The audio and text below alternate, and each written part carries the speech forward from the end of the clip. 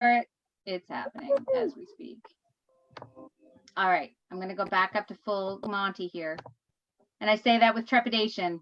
as Laura knows from beforehand, Laura was invited to our pre-party show. So we were having a little bit of fun. So thank you folks for joining us tonight. I know that some folks are going to be coming on as we go, and it'll be on and off here. But we're really excited to do another one of our pop-up parties. And so it's happy hours. So I'm not sure, Laura, if you got the gist of our happy hours being this is a different kind of spirit party. So that's all right. I love parties. I know, right? So we're about parties. I'm sure that Amy just has tea in there. I'm sure. No, we just do. Talking about me? You're there swigging stuff, bringing it. What did you bring to your happy hour party, Amy?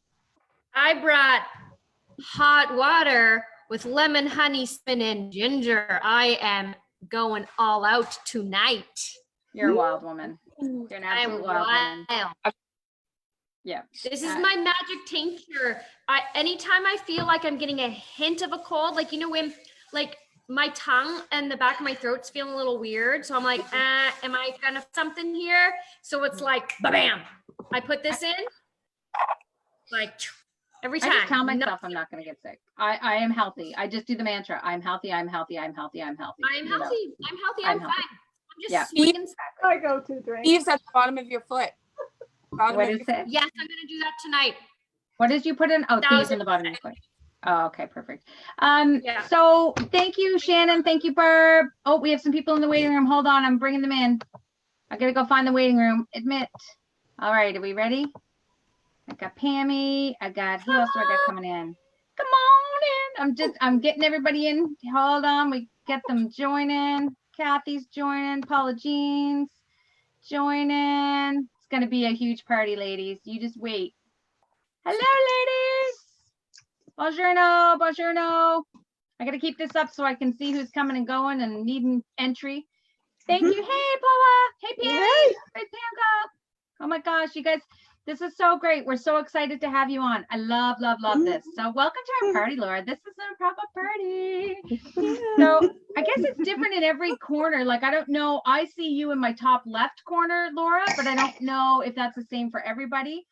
It's probably different for everybody. Top right. I'm here. Your top, yeah, exactly. There you go. Hey, Barb.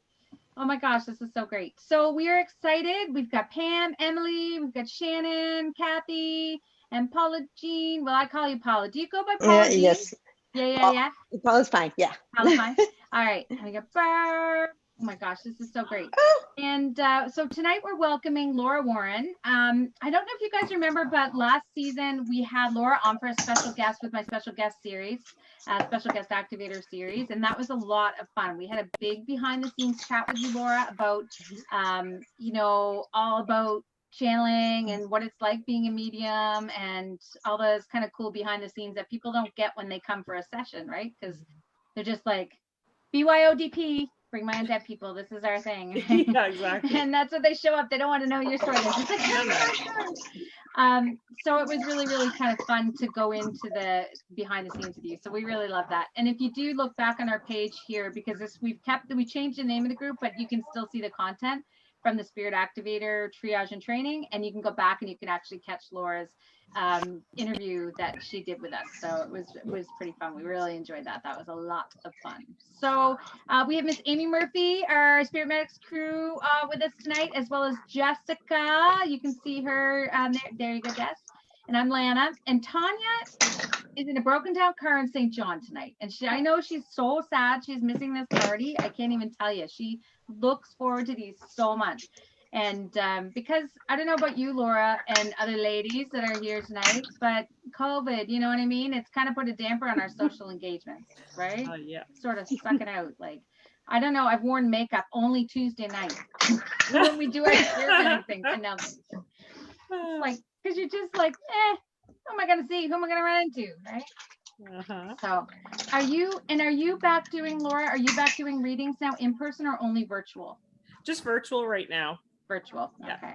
Yeah. Because it's hard to do it with the mask on. You can't like. Oh my gosh. Listen, future. Yeah, that's not really fun. No. But I like the virtual readings are pretty much the same, sometimes better, because you don't have the stress of like driving to my house and trying to find me, and Just far out of the way. Yeah. and I don't have the stress of having to clean my house. So you know, I just clean this little corner. Here I am, and that's it. Yeah, they are really, really helpful, and it is great that that can be done on this kind of medium. No pun intended. Listen, the energy's everywhere. It's everywhere. So whether the person is here or whether we do it virtually, it's exactly the same. Yeah, I know, it's true. It's funny because when Christy was our season guest this past season, and she was so great because we would be there, and she's like, "Oh, Amy, you got your grandmother there behind you," and then I had my grandfather behind me at one time, and it was just kind of funny. It was like, well, you never know who's going to show up to this party. So yeah, exactly. Well, all the spirits come with you, you know. Yeah. Exactly. They do. They don't really go away. They're just kind of waiting for you to be. They're like, well, why can't they come to the party too, right? They want to be here. Yeah, it's probably confusing for them to some degree. I think sometimes they're like, you know, hey, I'm here. Look at me. I'm on TV. Yeah. You know what I mean? I'm right there. I'm right there. Yeah, right there. Exactly. No, that's awesome. So tonight, which is really great, ladies. And again, thank you for joining up with us. I know that some of you folks, if you want to put your video on, you absolutely can. If you don't want to put your video on, you don't have to, but make sure you have your audio on for sure. And I'll probably be letting some more people in as we go. If you have any questions as we go along, because the first little bit, as Laura going to give us, she's going to do some training with us to help, you know, just really punch in our intuitive techniques. And it's like a muscle. It's like going to the gym, right, Laura? Like you just have to work it out a little. That's the way I feel, totally. I think the more that you work it, the better you get. And everybody's psychic, so. Yeah. We all have intuition. Absolutely 100%. It's what kept us safe, right? So you know, that feeling you get going around a corner in a creepy neighborhood or something, that's like, you know, like your intuition is like ready to help you there at all times. So, just seeing two orbs. So the thing is, so what we're going to do is we're going to give this up to Laura. And again, thank you very much for being our special guest. She's going to have, oh my gosh, hold on. We've got Tanya. Tanya's made it to the party. Just one sec. Hold on, we got to see if she's got there. Okay, hold on, Susie. We just got two more. Oh, this is so exciting. Feel it's like it's like spinning a wheel or something. It's like, wait, look, it's coming, showing up. Surprise. Tanya, are you there? Tanya, did you make it? Where'd she go? I'm here. Even showing her Where face. am I? Tanya, are you in the back of the car? For Tanya, her car broke down in St. John. So she was stuck. She didn't think she'd make it back in time, but God love her. I don't know. Are you in? What are you in? There you are. Tanya. Hey girl. Oh my gosh. And look at her. She was stuck in St. John. She comes back looking You've like been like rained on for like 2 hours. Oh, no, you look totally I'm a little beautiful. disheveled, but here I am. I love that blue on you. So Tanya, say hi to Laura. She's our special guest tonight, as you know. Hello. Hi, Tanya. There you are. I'm like, where is she? Right here in the box.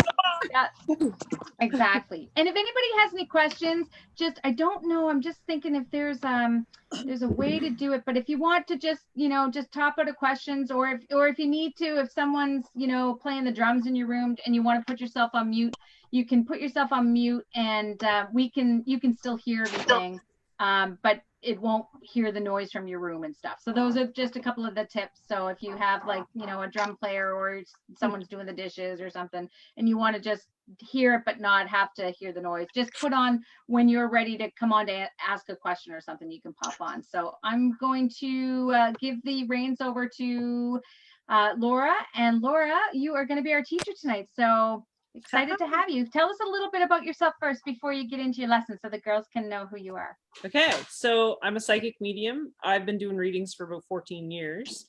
Didn't really know that this whole world even existed this way. But it was about that time, about 14 years ago, I met somebody who was like having all these experiences too. So the two of us as friends, we kind of had all these experiences where we were trying to figure them out and trying to answer all these questions and realizing together that we were intuitive. So I really had a fast track development, to developing my psychic ability, because I always had somebody beside me validating what I was getting or what the information I was receiving. And so for those of you that are in this world and you're developing psychically, you know that it's, if you know you're on the right path, it's like snap, snap, snap. You're like, you gain confidence, you listen to the voices more, you listen to the information, and then the information just comes through so much stronger when you can tell what is real from what is not. So all that validation really helped me. But I branched out and did a whole bunch of stuff. Like I've done big groups, I've done small groups, I've done public speaking, wellness retreats. We've done wellness expos. Like I've just participated in them. I've put them on. I don't know, so much. And then I got into like energy healing and treatments. And I'm more focusing on the psychic development kind of side and teaching people and doing readings right now. But I'm a Reiki master teacher, foot reflexologist, you know, I have all those things in my tool belt kind of thing. But I know this is where my passion is. So this is where I'm focused right now. So yeah, I'm really into the kind of helping people develop their own abilities so that they can empower themselves to feel like they can handle all these challenges that life throws at them. So I kind of heard something cool the other day, and somebody was kind of trying to figure out what all this is, and they described it like, this gives you a foundation. So this gives you a way to know yourself, a way to connect with the earth, a way to connect with other people, a way to connect with the cosmos, and to feel like you're a part of something bigger. And then when challenges, life struggles and things come along, it's a lot easier to deal with them because you already have a foundation, you have a spiritual practice, or you have a spiritual connection to fall back on. So it's been a huge passion of mine to help people see that everyone has this intuitive ability. Everyone's is different, but everyone has it. Everyone could be psychic, if you prefer that term.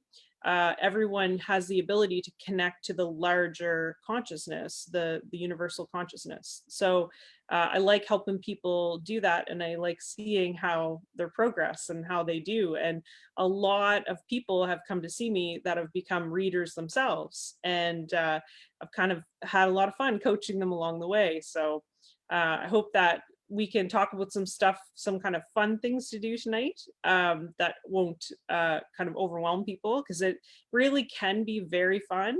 You're just getting to love yourself. That's really all this is. Exactly where you are, exactly what you know right now, exactly all the things that you've done, all your experiences, that's perfect. You're in a perfect place right now to learn. I'm super excited. Okay, so I guess, do you want me to just start? Like, we'll just start going through.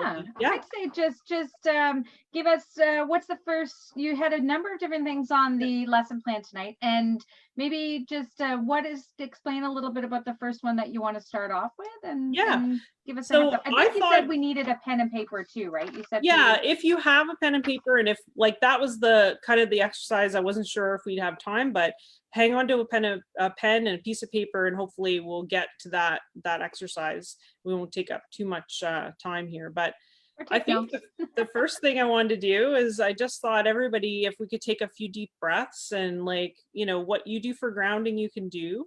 I had thought I'd do a guided meditation, but your group seems full of so many people that are so familiar with this world. I think if we just all take a few moments to take a deep breath and connect, and you'll feel that familiar feeling of a stillness and kind of like a peace inside of you. And then I'll start, you know, going through some of the ways that you can develop your intuition very easily.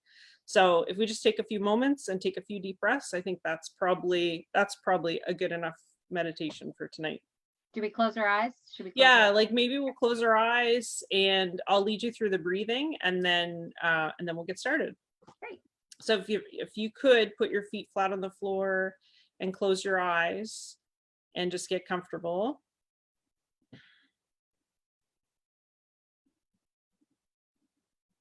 Sometimes it's nice to feel like your feet kind of sink into the floor a little bit, kind of gives you a little bit more grounding. And I always take a little bit of time to ask my chakras to open. We're in a safe place, so everyone can, you know, open up and be grounded. And then I just want you to take a really deep breath. So we breathe in for 4 seconds, hold for 4 seconds, breathe out for another 4, and then wait 4 seconds before the next breath. So breathe in.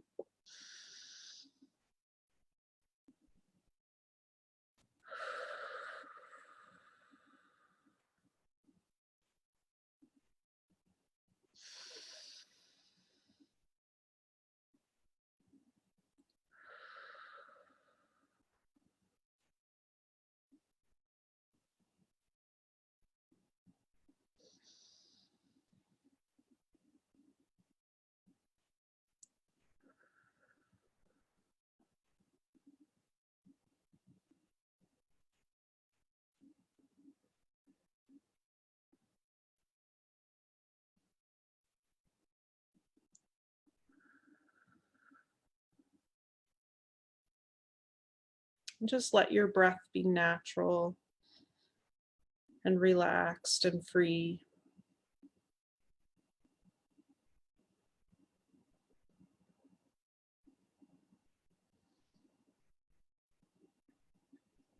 And you can slowly open your eyes.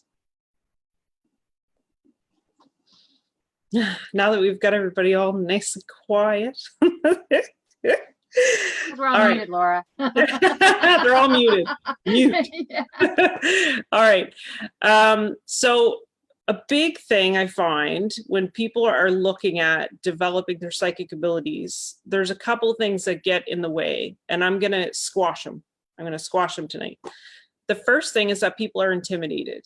We have had a lot of media, a lot of, and don't get me wrong, like all the shows about mediums and everything and haunted houses and ghost hunters, it's so good to bring it into the public, right? To bring it out into the public forum so people can see that this is a real world. This is happening. People perceive it.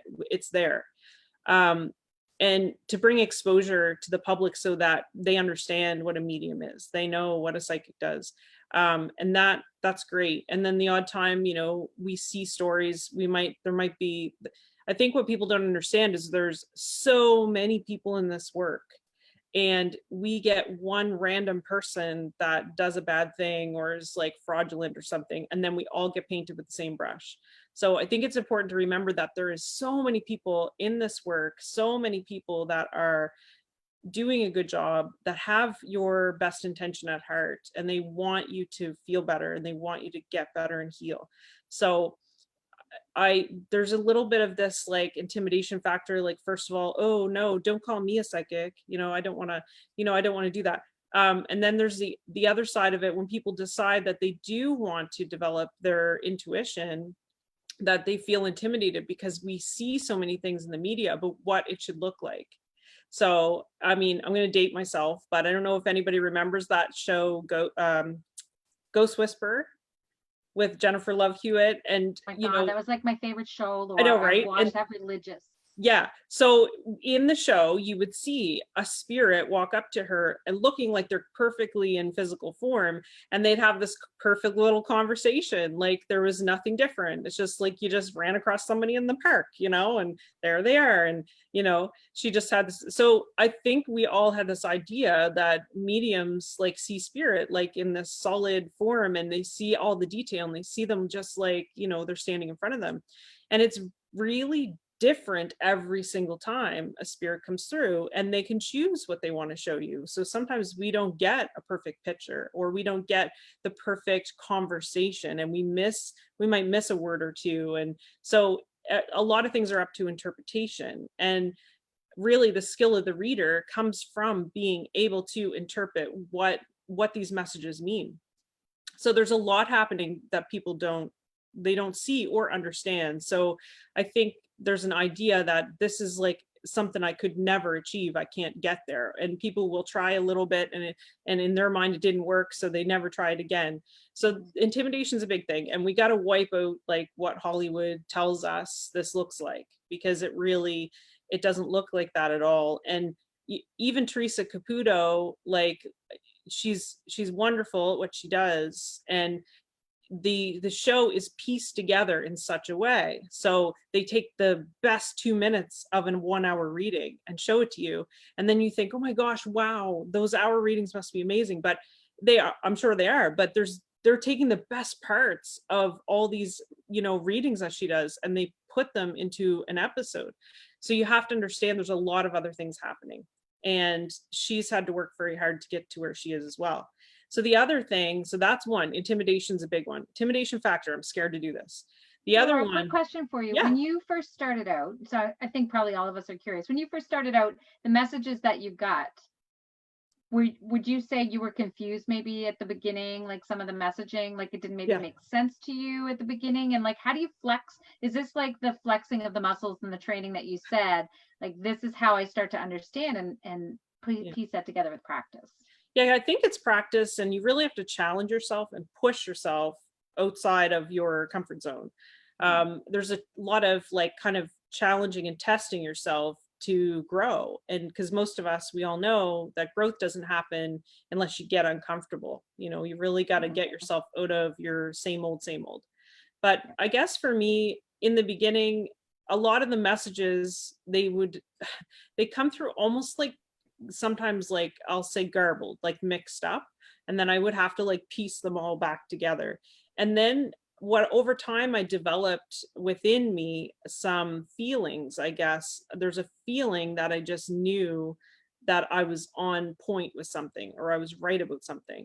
But you can't develop the actual feeling inside of you until you do this a lot. It's like you do it a lot, and you do make mistakes, and you're not 100% right, because we're all human. So we've got to know that as long as you're in this and you're doing this for somebody's betterment, you're doing it for the best intention for them, the highest good for them, then you're doing the best you can do. And if you make the odd little mistake, it's okay, because you're not a robot. You're human.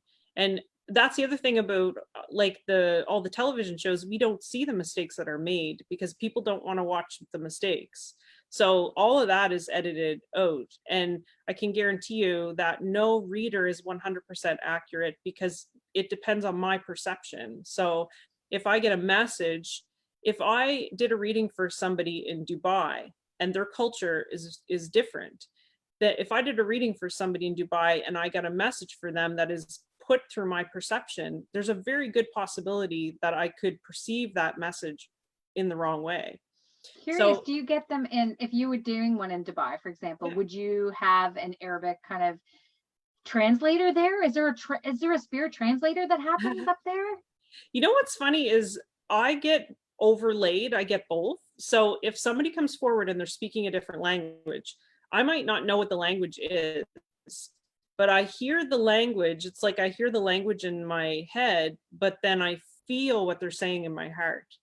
So it's almost interpreted as you go. Like it's sort of like pay as you go thing. Like as I hear them, it gets interpreted as it's happening.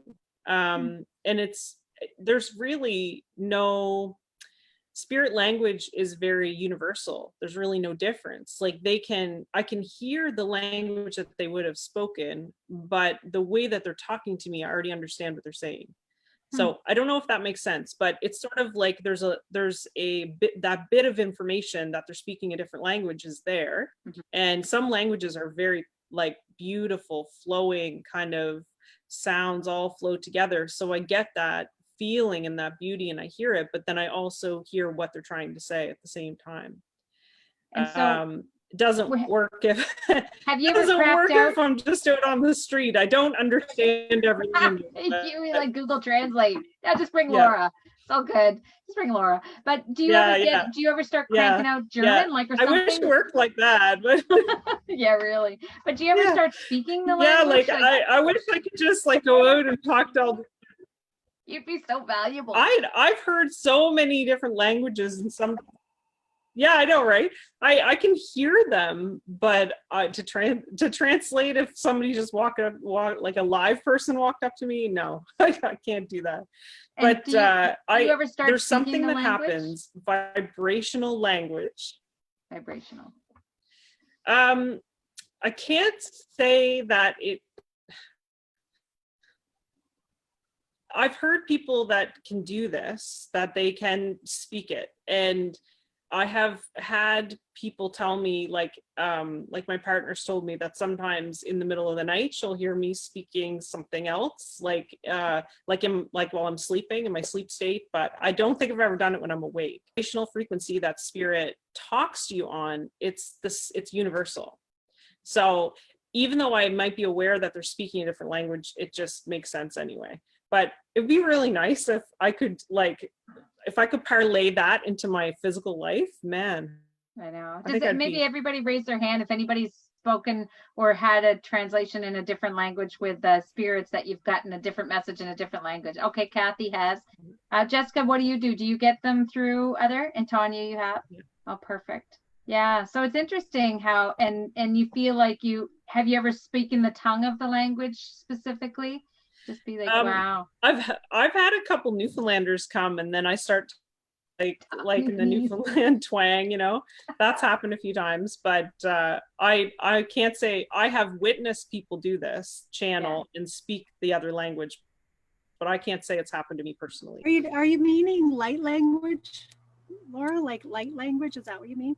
Oh yeah, you can use that term. I just think of it like a vibrational frequency, and the thing is that I've had to separate like spirit from a divine energy, or if you want to say angels, or I've had to separate that again from archangels and separate it again from other light beings. So for me, it's all frequency. It's all vibrational frequency. So yeah, that's a term that you definitely could use for sure. Yeah.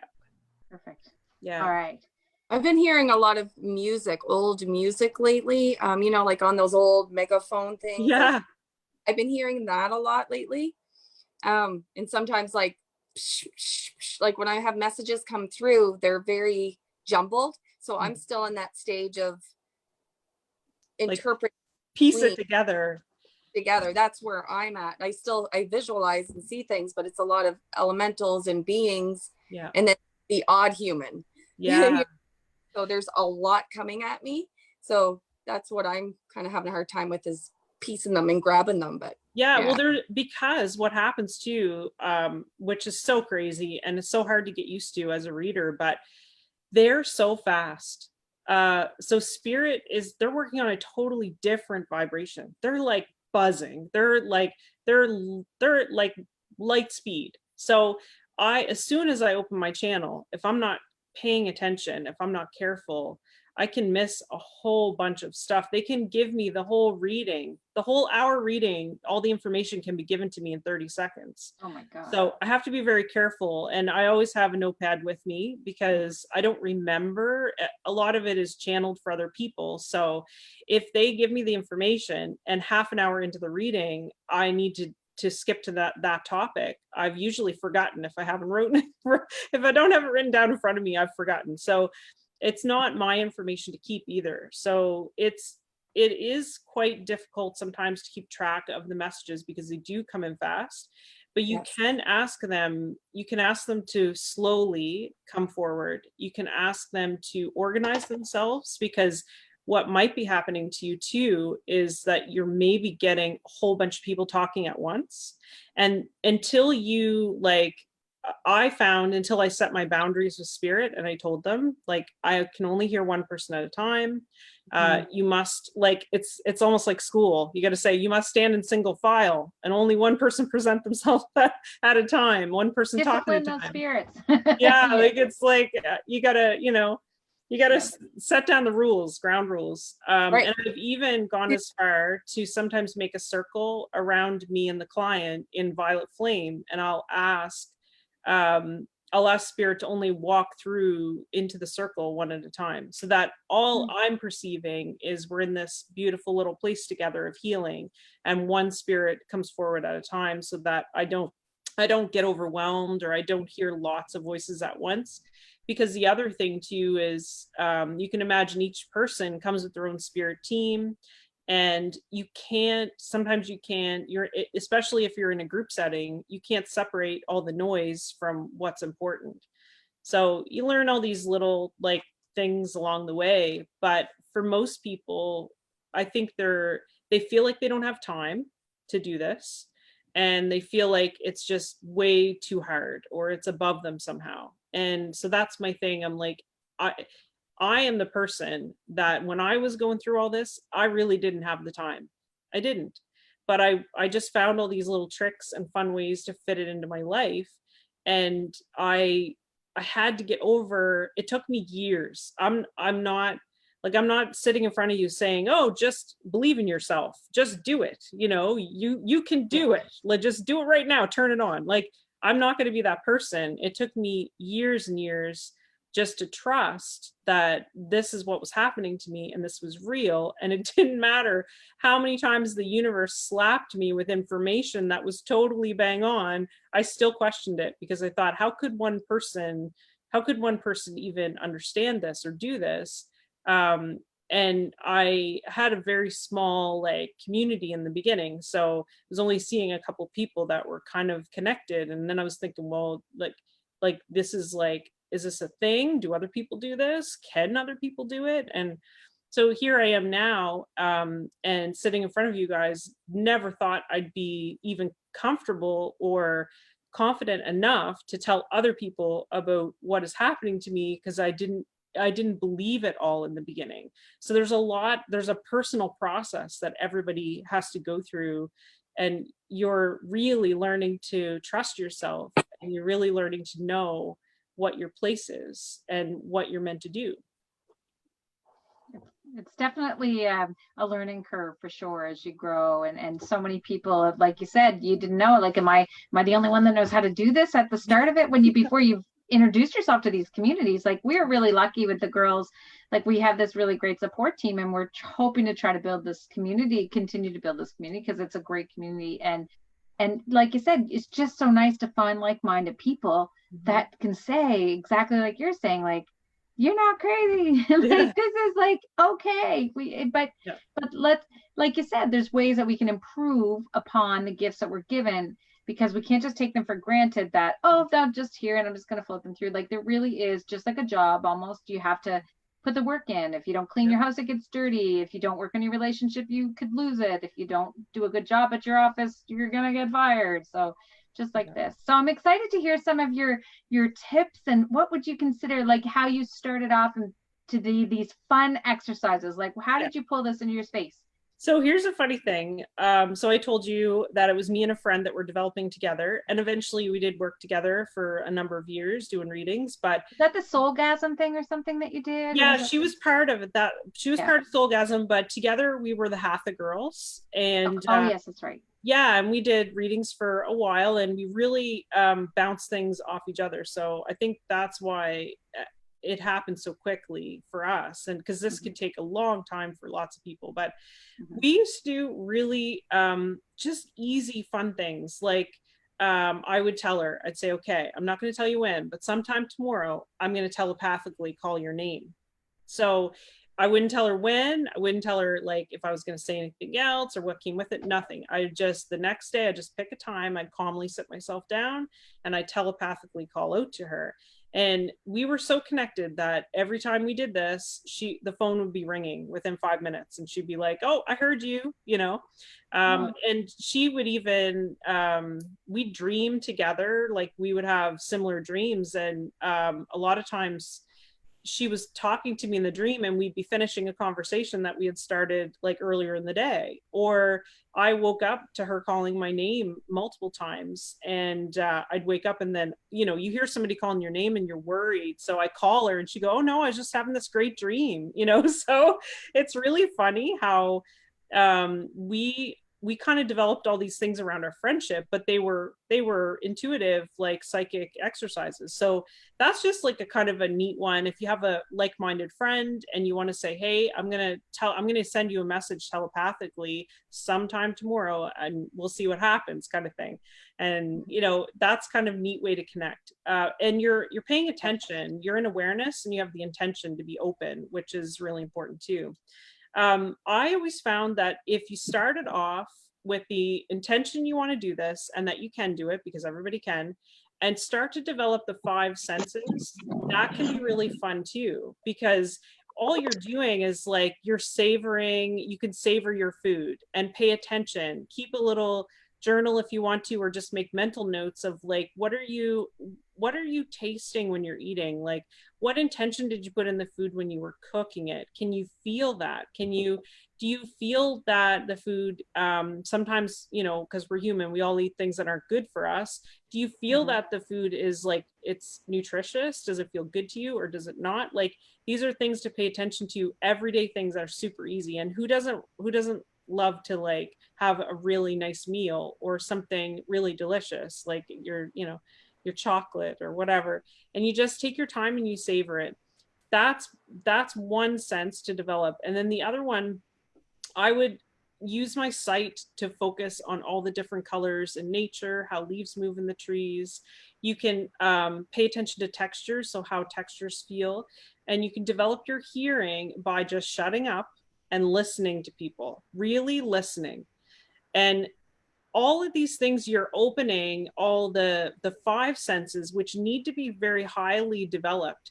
The only thing I would say about all this is that people start to get really sensitive because they are paying attention, their body's turned on. So they start to get really sensitive to things in the environment. So you do have to kind of take that as a word of caution, because as you develop your senses, sometimes you can be a little bit more sensitive to your environment. So you have to kind of fine tune things.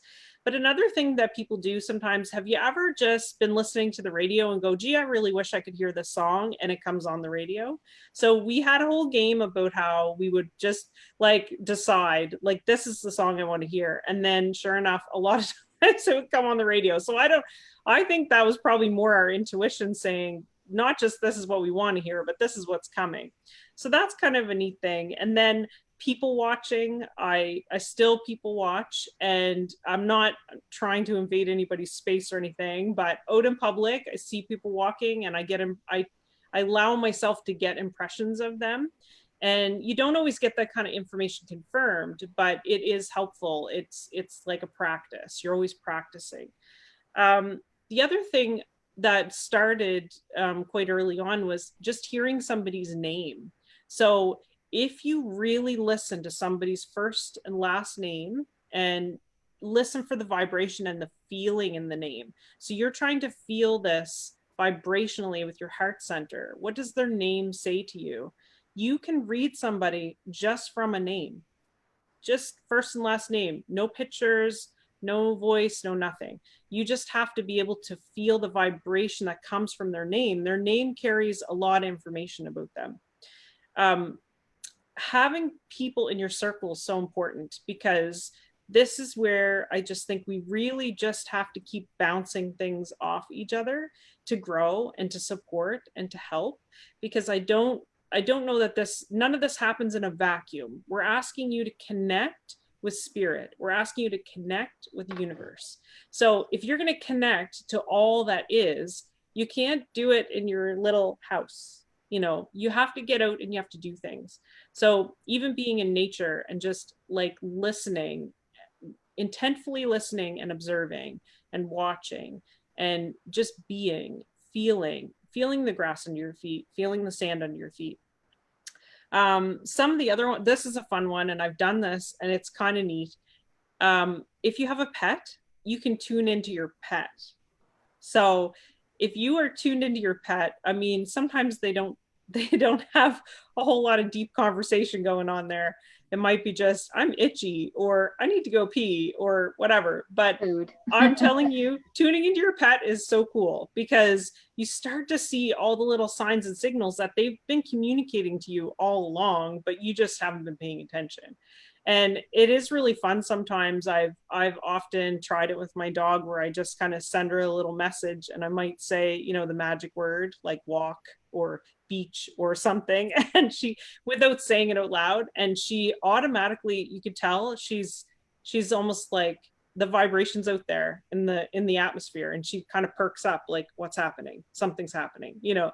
So that's a really cool thing to do. And if you have a pet, you can test it. And I find cats are a little bit more finicky, because they may be totally aware of what you're saying, but they may like not respond at all, because that's just not their thing in that moment. But give it a try, because some cats, they're good and they're talkative, and they want to be engaged with you that way too. I love just doing things like predicting my day. So just thinking, daydreaming about things that I want to do, where I want to go, places I've been. And I can, because I've been doing this a while, I think you can put yourself in that place. So if you want to travel somewhere, you can almost put yourself there within your mind, and you can see it and smell it and hear it. And I know all these things don't sound like much, but all together, that's how your intuition starts to develop, because you put yourself in a place of awareness of your world. And if you're not aware, if you're not plugged into your world that's just around you, your physical world, there's no way you're going to go the next step. So it's important to do these things, and you can have fun with it too. Just looking at my list to see if I forgot anything. I like having a conversation with myself sometimes. And people think this is kind of like kooky, but it does really help you talk things through, and it helps you to be able to kind of hear the inner voice and listen to the inner voice. Because a lot of people have a hard time with that too. They have so many responsibilities or influences in their life that they can't seem to hear themselves and what they want. So that inner voice is pretty important. And the inner voice, all of the information that comes to you, and this inner voice is actually quite quiet and still. So it takes practice to hear it. It takes practice to believe it, to listen to it. Another fun thing I really like to do is look for signs from the universe. This is like my favorite thing, because you're always in that place of paying attention. You're always in that place of like tuning into things. So like number sequences, and like different types of birds you might see outside, or shapes, or like, you know, some people really like to find dimes and all those things. I'm always looking for signs from the universe, even if it's just like a shape in the clouds, or because there's always information available to you, and there's always communication, constant communication all the time. So none of us we're never cut off. We just don't always pay attention to it. But there's so much to this topic that I could probably that's why I decided to build the school, because I just thought there's too much here for like a little course. And I started off doing this little, like, I thought I'd just do a course, and I thought, oh, a little course on psychic development. Yeah. Then I got into it and realized that there's no way I can fit this into a little tiny course. This is like massive. So like all the stuff that I kind of do like just daily, like just by habit, I realized are things that a lot of people maybe don't think they're developing their intuition by paying attention to it. So that's kind of where everything starts in the beginning. And a lot of people, when they open spiritually, they want to read every book. They're like sponges, you know, they want to hear every YouTube video. They want to hear every talk on the subject. And that's all good, but you still have to develop your inner your inner balance, your inner compass, so that you know what's right for you. Because what's right for me might not be right for you. So what makes me feel good is just for me. And what you will find about yourself as you go through this like course of psychic development through your life, as you go through it, you're going to pick things that feel right to you, because you're a different person and you should be different. You know, we all should be unique and all have different thoughts and feelings and beliefs, because that's what makes us all so beautiful and makes us so interesting. And the groups that you guys have are great, because everybody comes together and just everybody's okay exactly where they are. It's perfect. No one's judging us here. That's what we love about this, like, especially in the private group, because you have to be a member to come on to it. And we know we're like-minded people. And Laura, you quickly mentioned about your course. I think if I recall correctly, has it already started, or is it something that they could still jump on board with? You can join anytime. Okay. So it's like an independent study, and it doesn't have a start or an end date. You can start it whenever you want. You can take your time doing it. At this point, I offer the free course first. It's not difficult, and there's a lot of information about just starting your spiritual practice. Like, how do I start? And like I said, you just do it at your own pace. It's all online, very easy. And I have, there's a link to a private kind of group for psychic development, so people can go on there and ask me questions and that kind of thing. So. And are you cool if you were to put your link for this, so they know how to get you for that particular group, if they want to join up to be a part of your study group and get that initial training, and then maybe go on to the next training? I'd love it if you would, after you're done, throw it on the comments and stuff, and then that people can look back and can go right there, and they'll have absolutely. I think that'd be awesome. Yeah, that's Laura is great. Yeah, you guys are gonna love all her teachings. It's amazing. Yeah, the course is just, like I said, it's kind of like a starting place, and I have a lot of all the contents ready for a lot of the courses. It's just the logistics of getting them up there, so there'll be more coming. Yeah, perfect. That's amazing. I love it. I think those are great ideas. I think a lot of people resonate with like the dimes and the things like that, where you find, what's been your constant thing that you mostly find? Like, everybody has a thing, I think, that they find. Yeah, like for me, I tend to relate better with nature. So when I get signs from nature, I know I'm on the right track. And I love blue herons. So when I see them, I always see them at a time of questioning, and it always makes me feel like I'm on the right path. And a hawk has always been somewhere around me.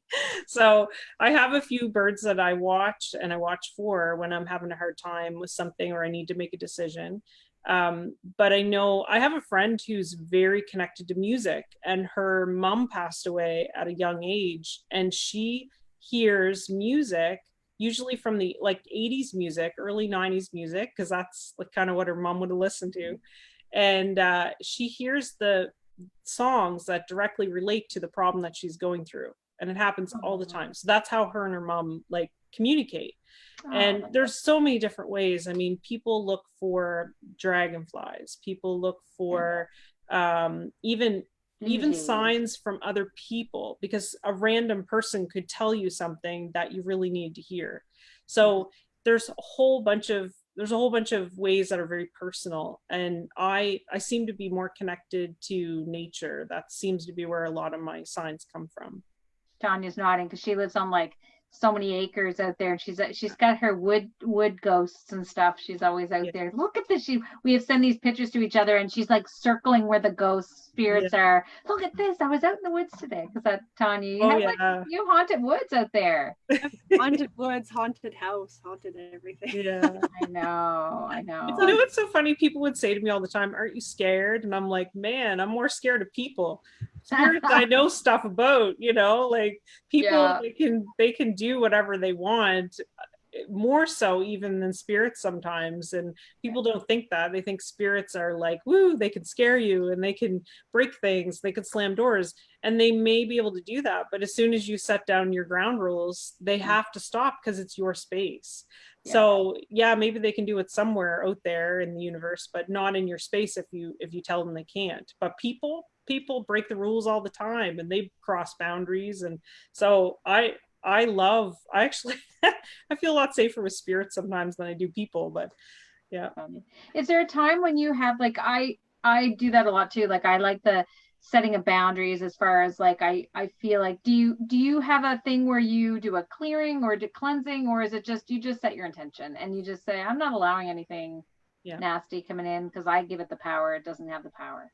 Yeah, I guess it's probably more my intention. I always have the intention set, but I like to light a candle before a reading, and I always blow it out after the reading. I like to burn sage. I like to use rose water, and there's some essential oils that are kind of like my favorites. And I love selenite. I love crystals. Like, I have all these things that I just really like, and I know they're helping me, and they help other people too.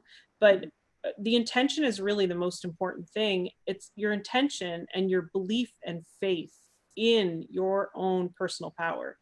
If you don't believe that you can protect yourself, you won't be able to. Mm-hmm. But everybody has the power to do it. Everybody has the power to protect themselves. So it's kind of one of those things, like, everybody has it. And even though they might not know they have it, everybody does. But you have to get to the place where you understand and believe in your own personal power. That's the strongest communication that I've seen in the spirit world, is for me to just stand in my own truth. And the word power gets thrown around, and sometimes not in a nice way, but I'm talking about your knowing that you are safe, knowing that you're protected, knowing that you're always going to be okay. And the things that tend to creep in that we would perceive as scary, they usually show up to test us. They usually show up to show us that these things can happen, but you can choose. You always can choose. Do you ever have a little, like, a debris energy where, for example, you might have maybe they came outside the circle, or when you left the circle or you left the reading, that you're like, oh, wait a minute, no, you can't hang on to me, like, you go back to where you're going. Yeah, I used to have all these little rituals, like when I did group readings, and I lived in a different house then, but I had posts at the end of my driveway, and I would always say to spirit, like, if you're lonely or whatever, you want to come for the car ride, no problem. But when we hit those posts at the end of my driveway, you're not coming past those posts, And I guess in the beginning, like, I used a lot more of these visualizations and tools. And then over time, I guess you just feel more confident in what you're doing, and there's more faith. So it's not that the tools aren't there, not in place, but I think maybe you're not as concerned about always checking all the boxes to make sure you did everything. But I used to ask for snake spirit to be at the end of my driveway to protect my home. I used to ask for wolves to protect my family and my home. And so I used to have all these, like, kind of little rituals that I would do around all that. And now I just know that if I have the intention to close a session and to cut the cords from that session, all cords between myself and spirit, and I can visualize that happening, then I'm good. Mm-hmm. But I think when you're starting, there's no such thing as too much protection. You just have to make sure that you don't let your fear block your gift or your messages from coming forward. But I really don't think you can't overprotect yourself. It's just, you can't do it in fear. That's all. I had a shaman tell me one time that the spirits can present themselves as very scary sometimes because as a shaman, they're facing some dark demon type of thing. But the thing is, what you have to realize, and what you realize in spirit world, is that they are never stronger than you. They may growl and they may yell and they may cause a lot of commotion and look really ugly and nasty and just come that with impression. But you always have the ability to say, nope, not today, not coming near me. So do you feel like that too? Like, you're like, I don't need the snakes or I don't need the wolves because I know that that's yeah, it. like I had all that going for a while, and it was fine. It made me feel comfortable, but now it's more like an inner sense of strength, an inner sense of knowing that I feel more comfortable in my role, and I don't feel like I don't need all those things anymore. The intention's big. Plus the universal laws, so kind of like the spiritual laws that I've been taught by spirit, they all tell me that I'm in charge of what happens in my own sacred energy space. So I'm in charge. I don't need to listen to spirit that is maybe not being kind, or I don't have to listen to things that are upsetting. I don't have to be in that space. That all being said, it's not that I haven't gone through those things. I've been shown a lot of that, and I've had to experience spirits that didn't have good intention, and they didn't have good intention when it came to me or my family. I've had to experience that, so I learned how to deal with it. But I never felt like I was in danger. I just felt like this is something I don't want around me. So I'm gonna figure out a way to keep it at bay, to keep it outside of my own sacred space, because your home, your bedroom, your car, your workplace are all your sacred spaces, and spirit cannot enter if you don't let them. And this is all going back to exactly what you said. It's about training your muscle, training your psychic muscle, because like you said, you didn't start out that way. You had to, kind of flex your muscle. And, I'm sure all of you ladies are, as you're developing your intuition and your psychic skills, and because all of us here have a kind of jump into the elements of the psychic and intuition, and that's kind of what we want to just, where I think as when you start out, you have a worry like, am I protected? Is this safe? Like, do I have to wear pepper spray? Peppermint. Pepper spray. No, it's totally, like, I think it's absolutely okay to feel that you want to be careful, because the other thing too is you get stronger. The longer you're in this work, you get stronger and stronger. Your energy field gets stronger. So there's less things that can really throw you off your game. In the beginning, it's okay to have all those things that make you feel safe and comfortable, and to feel like you want to be careful. I think it's totally okay. Yeah. So Jessica, because Jessica's come a long way in fighting the bad guy spirits. Because it was, when you started out, Jessica, it was you're flexing your muscle on that for sure. Would you say? Well, when I reawakened, I came into the world seeing spirit and elementals and stuff. So I had shut it down for so many years, and then when it started to come back, when I went off my medications and stuff like that, because I was on some for chronic pain and that, then I start having all these scary things and demon type entities coming at me when I start reading and stuff, and it was brutal. And I went through deep depression for a bit, and it took a bit to get out of it, but wow, what a ride that was. No, I can totally relate to that. I think we all, any of us that are here in this group, I think they would understand that we have many sides to us, and to be general, we have a light side and we have a shadow side. And if you're in this work and you're working towards helping other people work through issues with their shadow side, you have to deal with yours too. So we all have it, and it will slap you in the face if you're not ready, if you don't know what's happening, if you don't know how to deal with it or who to talk to. And so that's why I think your group is so important, because I think a lot of people, they automatically go to the place like, I'm mentally ill, I need medication. And they don't know that we as spiritual beings can go through a transformation. We can go through a rebirth. We can go through this place where we learn everything that is, not just pretty flowery rainbow things. There's a lot more that's there around us, in contact with us all day long. So for you, I think that's like a very poignant, a very marked point on your path, because you've gone through the dark night of the soul and you came through the other side and you're okay. She did amazing. Yeah. We're so proud of Jessica. Like, seriously, I wish, like, oh my gosh, Laura, you guys would get along so well, because she's just like you said, she's kind of doing that work that you did, and it's just holy moly. It's awesome. Well, this like the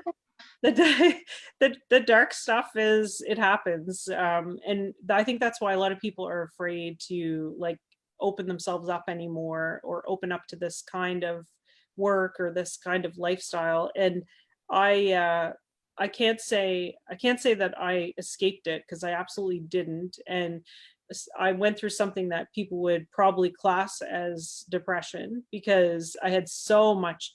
It wasn't just darkness, it was like so much information coming at me all the time, and I didn't know what to do with it, and just felt totally overwhelmed, and like brain fog, and like couldn't clear my head, couldn't make a decision, didn't know what I wanted, didn't know up from down. And that went on for a few years, even though like I could just put myself in this amazing clear space to help somebody else, but I had this huge block when it came to helping me. And so I went through a lot of these things. And when people open up, they begin to see shadow people. They begin to see faces everywhere. They begin to see maybe like demon-like looking faces and creatures. And I had a client tell me they just kept seeing claws all the time, like claws trying to scratch them, and it's not that these things don't exist, it's that you are learning to direct your energy to what you want to experience and where you want to be. And if your guides didn't let some of this stuff happen to you, how would you know the difference? How would you know what was good and what was bad, and what you wanted and what you didn't want?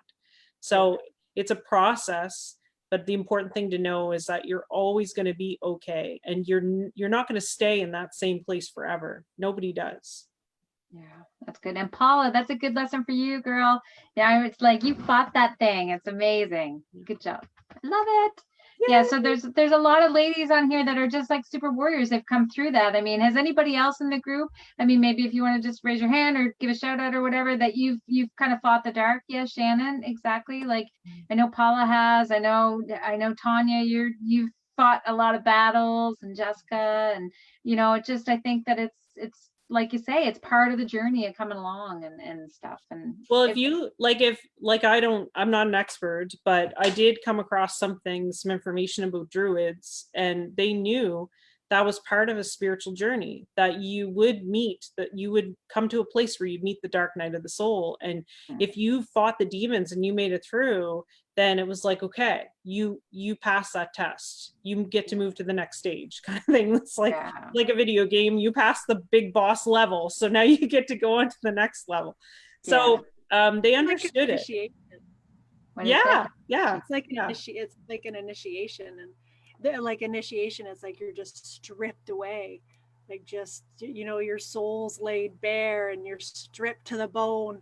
But that's what has to happen in order to come through that and to pass that initiation.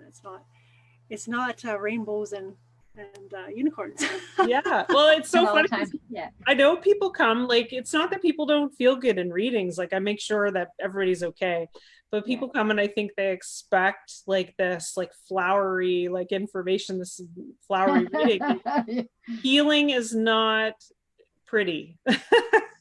Healing can be downright ugly, the process of it.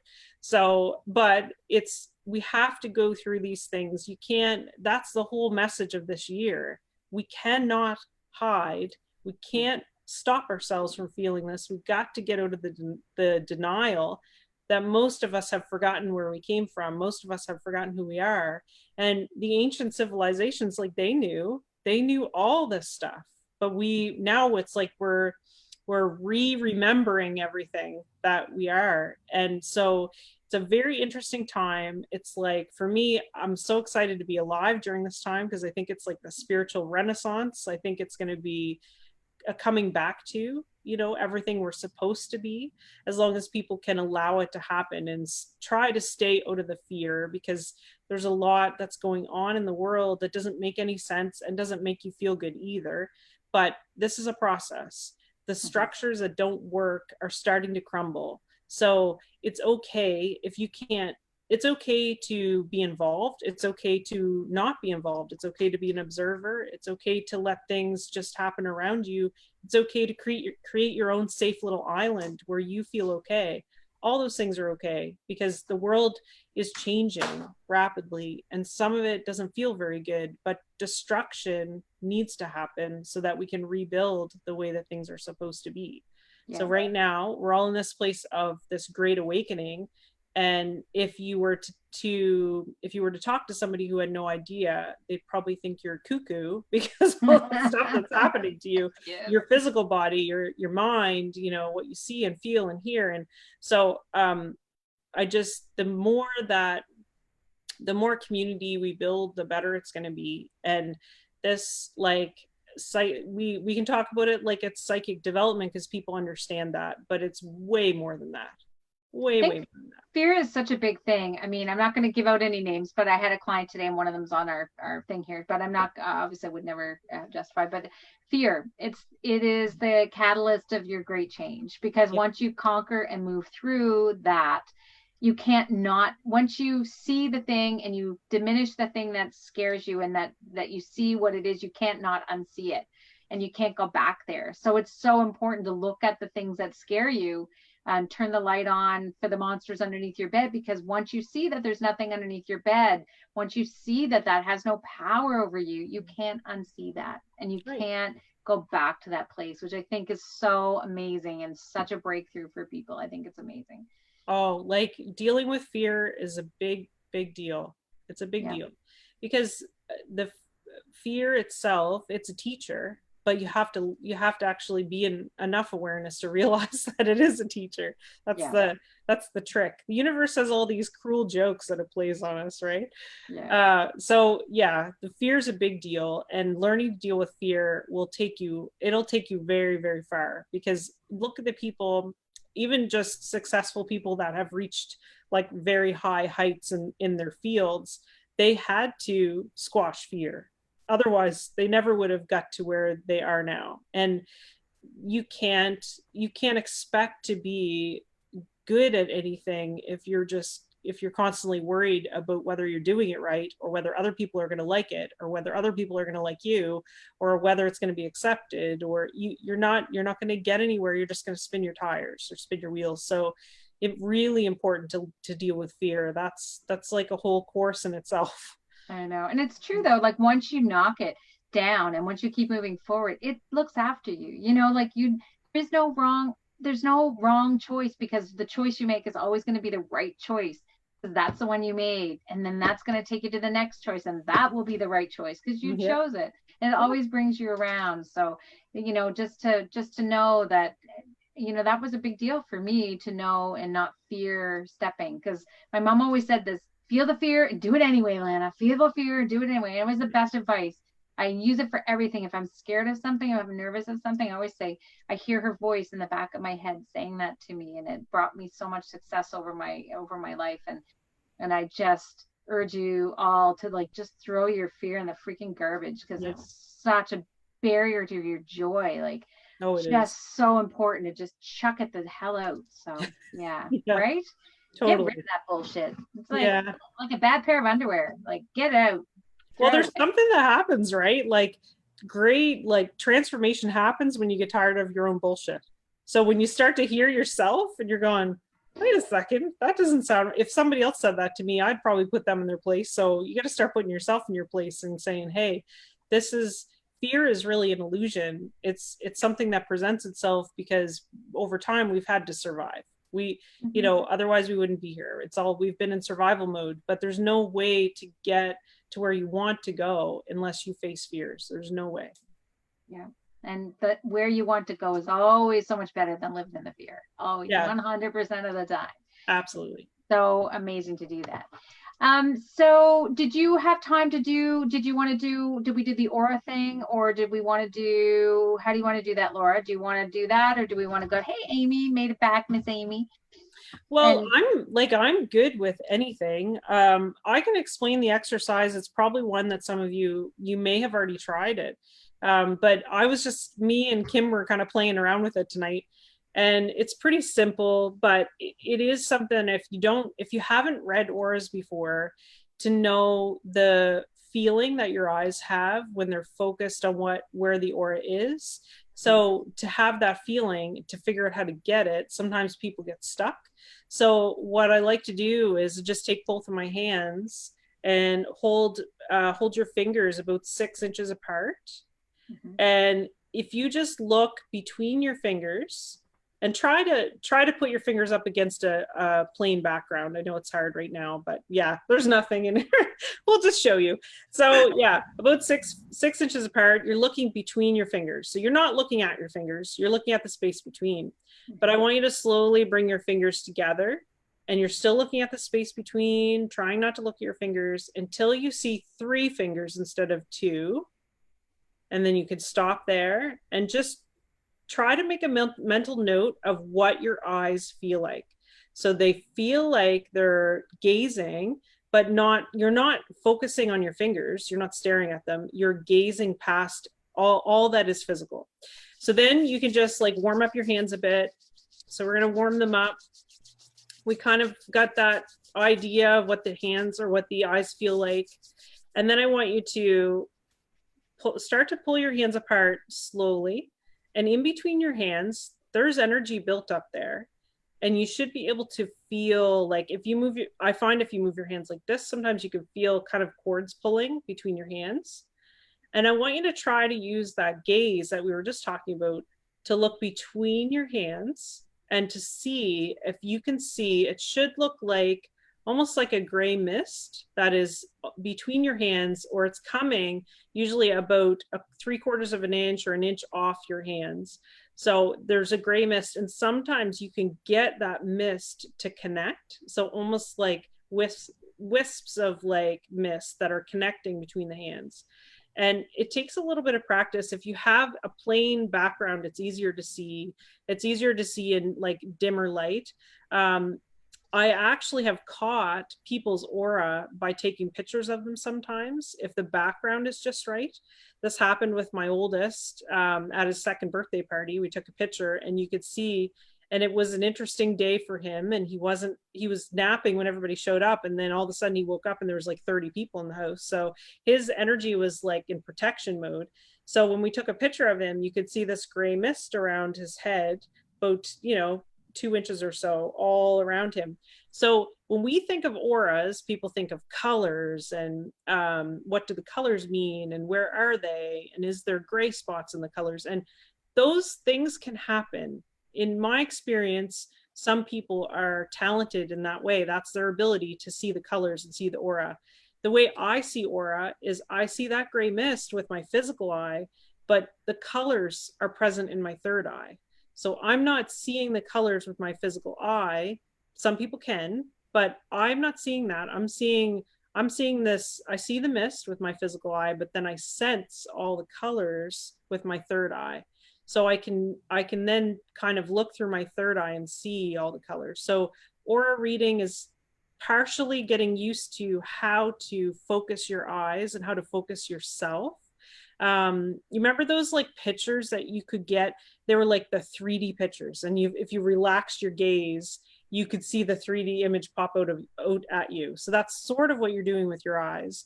And then the 3rd eye, using the 3rd eye to read auras is like another layer that you can do if you want to. You can start to learn to open your 3rd eye and use your 3rd eye to help you with this. And then it's about trusting the information, because it doesn't come through like, it's not plain. So it's not like you hear a voice in your head saying there's red around their temples. Like it's not like that. It's more a feeling. It's like it will take you into the person's body. You may feel this, like, I don't know if, I know some of you intuitives will understand this, but it feels like red. It's not like you're seeing it. It's not like you're touching it, but it's like within your body, it's like, that's red. So that's why there's some practice involved there, but the gazing is a perfect place to start, because it teaches your eyes how to look. And you also have this intention within you that you want to see it. And how did you know, Laura, how did you know that that was red? Like with your third eye, like how did you know to say, oh, that feels like red? Like what did you know red felt like?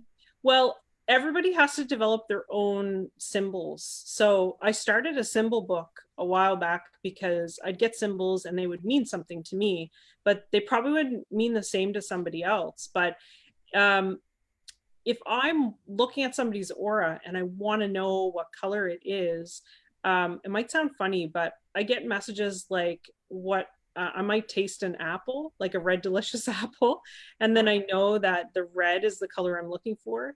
Or with yellow, I might not even see the yellow or feel it, but I might feel this like wise, like this wisdom that comes from the person that feels like yellow to me. Or like a yellow, like the yellow color to me feels like light, it feels like divine, it feels like airy. So there's no might not be rhyme or reason to other people, but it makes sense to me. And that's why it's important for all of you to start a little symbol book, because you'll get your own symbols and they'll just mean something just purely for you. And sometimes it's just a knowing. So just a straight knowing. You're gazing at somebody's aura, and I just have this straight knowing that they're full of purple energy right now. It's just purple, purple, purple with some turquoise over here and some little bit of pink over there, you know?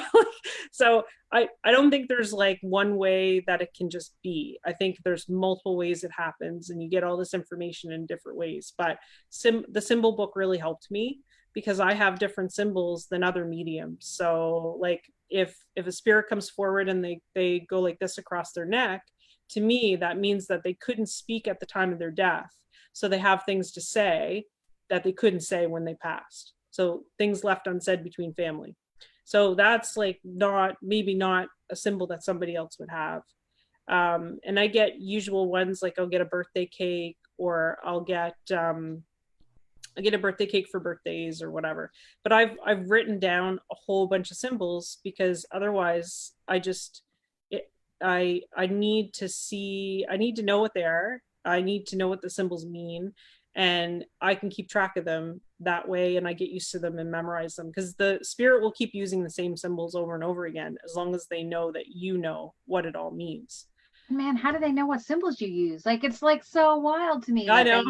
It's crazy. So I love the idea of a symbol book. I don't know if everybody has, I know Jessica does a lot of writing in books and stuff like that.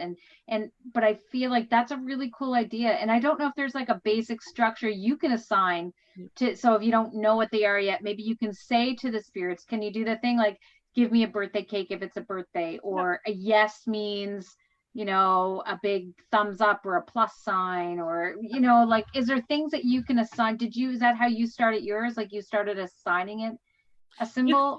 It's funny. It may be more like unspoken. Like, I don't know, like, cause I often will tell them, like, if I need them to speak clearer, or if I need them to come closer, or if I need them to show me things about themselves, like to try to be as clear as possible. But some of the other symbols, I honestly don't know how they know my symbols, because I have all my symbols are all attached to me. Now I have been told during Reiki attunements, when I've been attuned, that there were so many symbols around me that the Reiki teacher was kind of overwhelmed, because it wasn't just the symbols, it wasn't just the Reiki symbols I was supposed to be getting at that time. It was like hundreds of other symbols. So I don't know. I think some people, maybe they just come here with this, like they're kind of branded because spirit seems to know whether I tell them or not. Now I can direct them and I can say those kinds of things. Like if it's a birthday, please show me this. If it's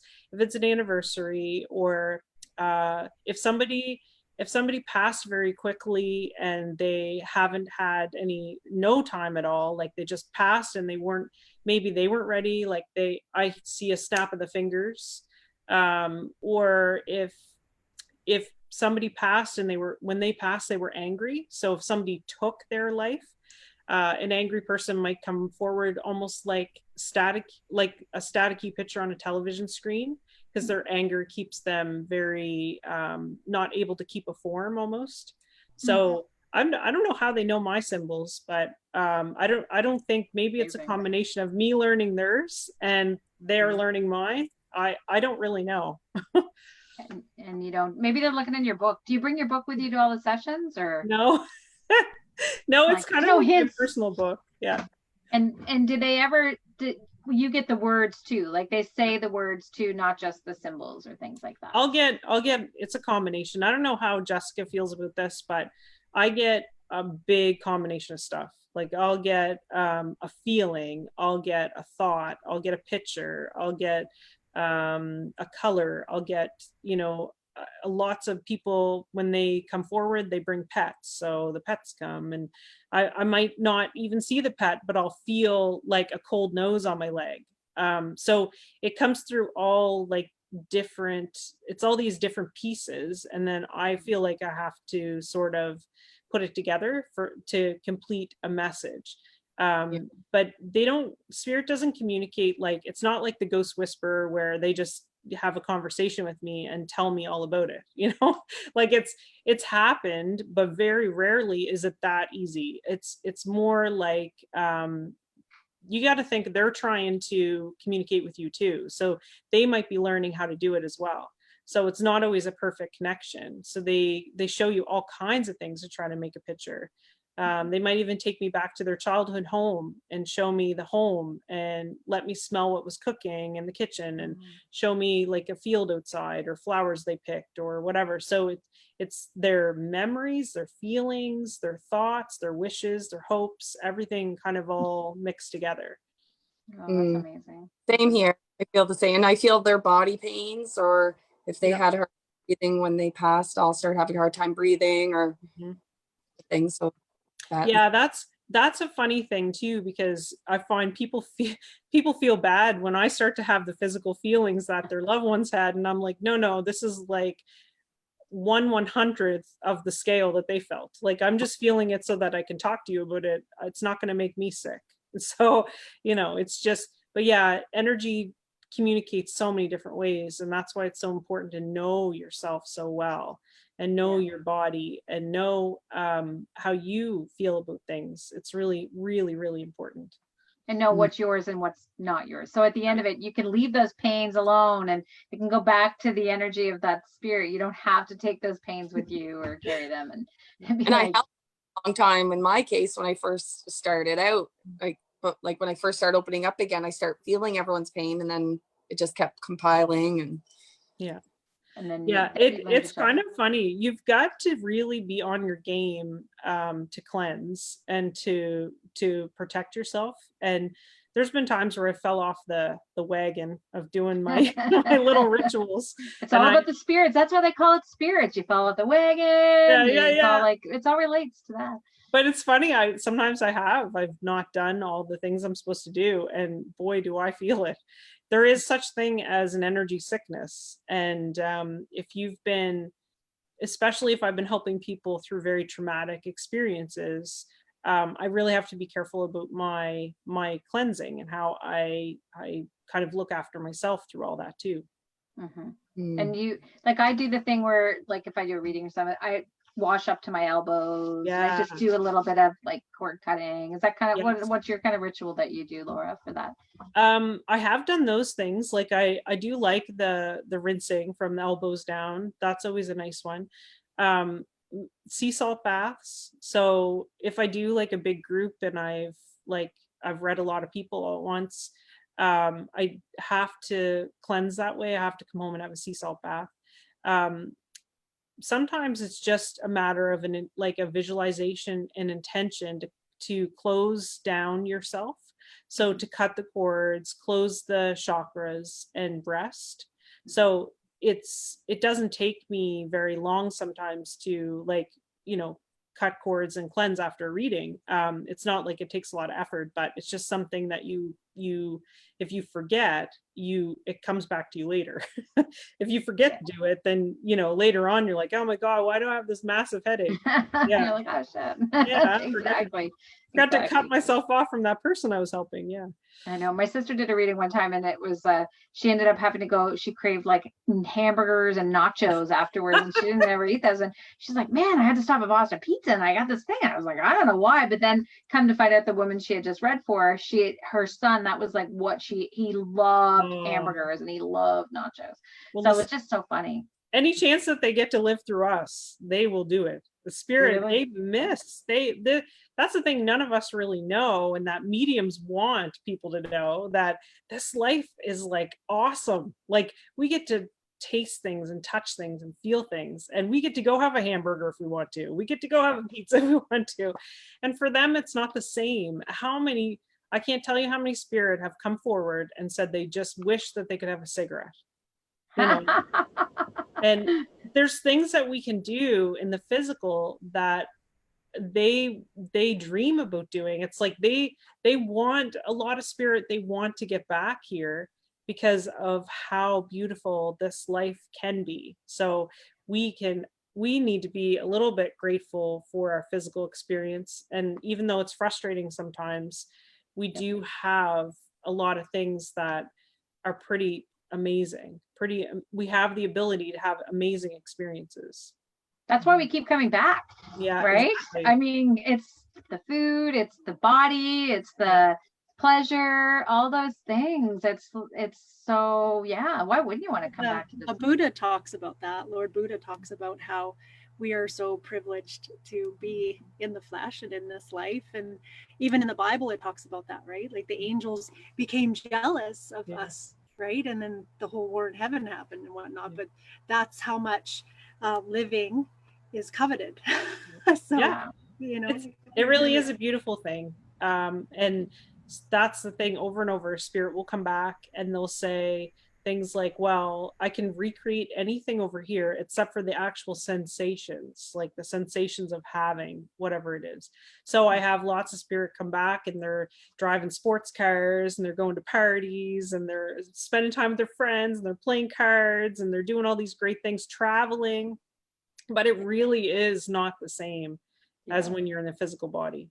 Yeah. You have the flesh. You have to have the flesh to have those experiences. You have the full experience when you're alive in this life, and they can replicate it and they can look at it, but it's not the same. So a lot of them, they'll go like because a lot of people, maybe not us, but a lot of people do wait for that time when they get to heaven, so a lot of spirit, they cross over and they do all these amazing things, but then they always come to the same place where they say, I want to live through you. Will you please live your life authentically? Will you please do the things that you want to do with your life so I can at least see you do it, because I didn't do it because I gave my life away to my family or my job or my husband or my wife or whatever. So, they're really, they're trying to teach us all the time to just live authentically, be who you came here to be, so that you can create that experience for them. And it actually helps a lot of spirit. I guess we don't think about it this way, but they're on their own path even after they pass. And it can help them release a lot of past hurt, trauma, or unfulfilled dreams or destinies. It can actually help them if we fulfill ours. Well, a lot of people, I've heard so many people say that through the spirit, like when you are unhappy and when you won't let me go, I'm stuck. Like I am sad. Like I don't want to be sad. Like, but because you're sad or you can't get past it, I'm not able to move forward. And I just want to move forward sometimes. Do you get that a lot of for your messages for? Yeah. So a lot of spirit, like we think we're stuck sometimes, and we we can't see all the things that are available to us or choices or opportunities, but spirit really, they can feel very stuck. If you've lost somebody and we go through a normal period of grieving, which is that's expected, but some people hang on longer. Some people, it takes them a really long time. Some people never get over somebody's passing. but spirit really wants you to take the steps to heal, because as you heal and you release that feeling, you release them, you're not hanging on to them anymore, then they can move forward. I have seen loved ones stay in spirit as earthbound just because their loved ones can't let them go. And they know that they're not going to be there forever, and they're not complaining. They're not like upset with their loved ones, the spirit, I mean, but it is better if us in the physical can learn to heal through these emotional traumas. If we can learn to heal when we lose somebody, if we can learn to love them and let them go, let them do their own thing, it's so much better for spirit. When people come for readings, they think they're coming for themselves. It usually isn't for them. It's usually for the spirit. The loved one that has passed on has directed them to come see a reader, and they don't even know it. And so they're sitting in front of me getting this reading, and I see both sides. I see this beautiful transition where the spirit is like able to let go, able to move on from that obligation, and still be able to honor their relationship with their family member, but then go and be free and do things that they need to do as a soul. And it's a beautiful thing. And it doesn't matter how many different ways I try to describe it to people, I don't think they fully can understand it. But a lot of people come for readings, they're coming for their loved one, even though they don't know it. So I think that's amazing.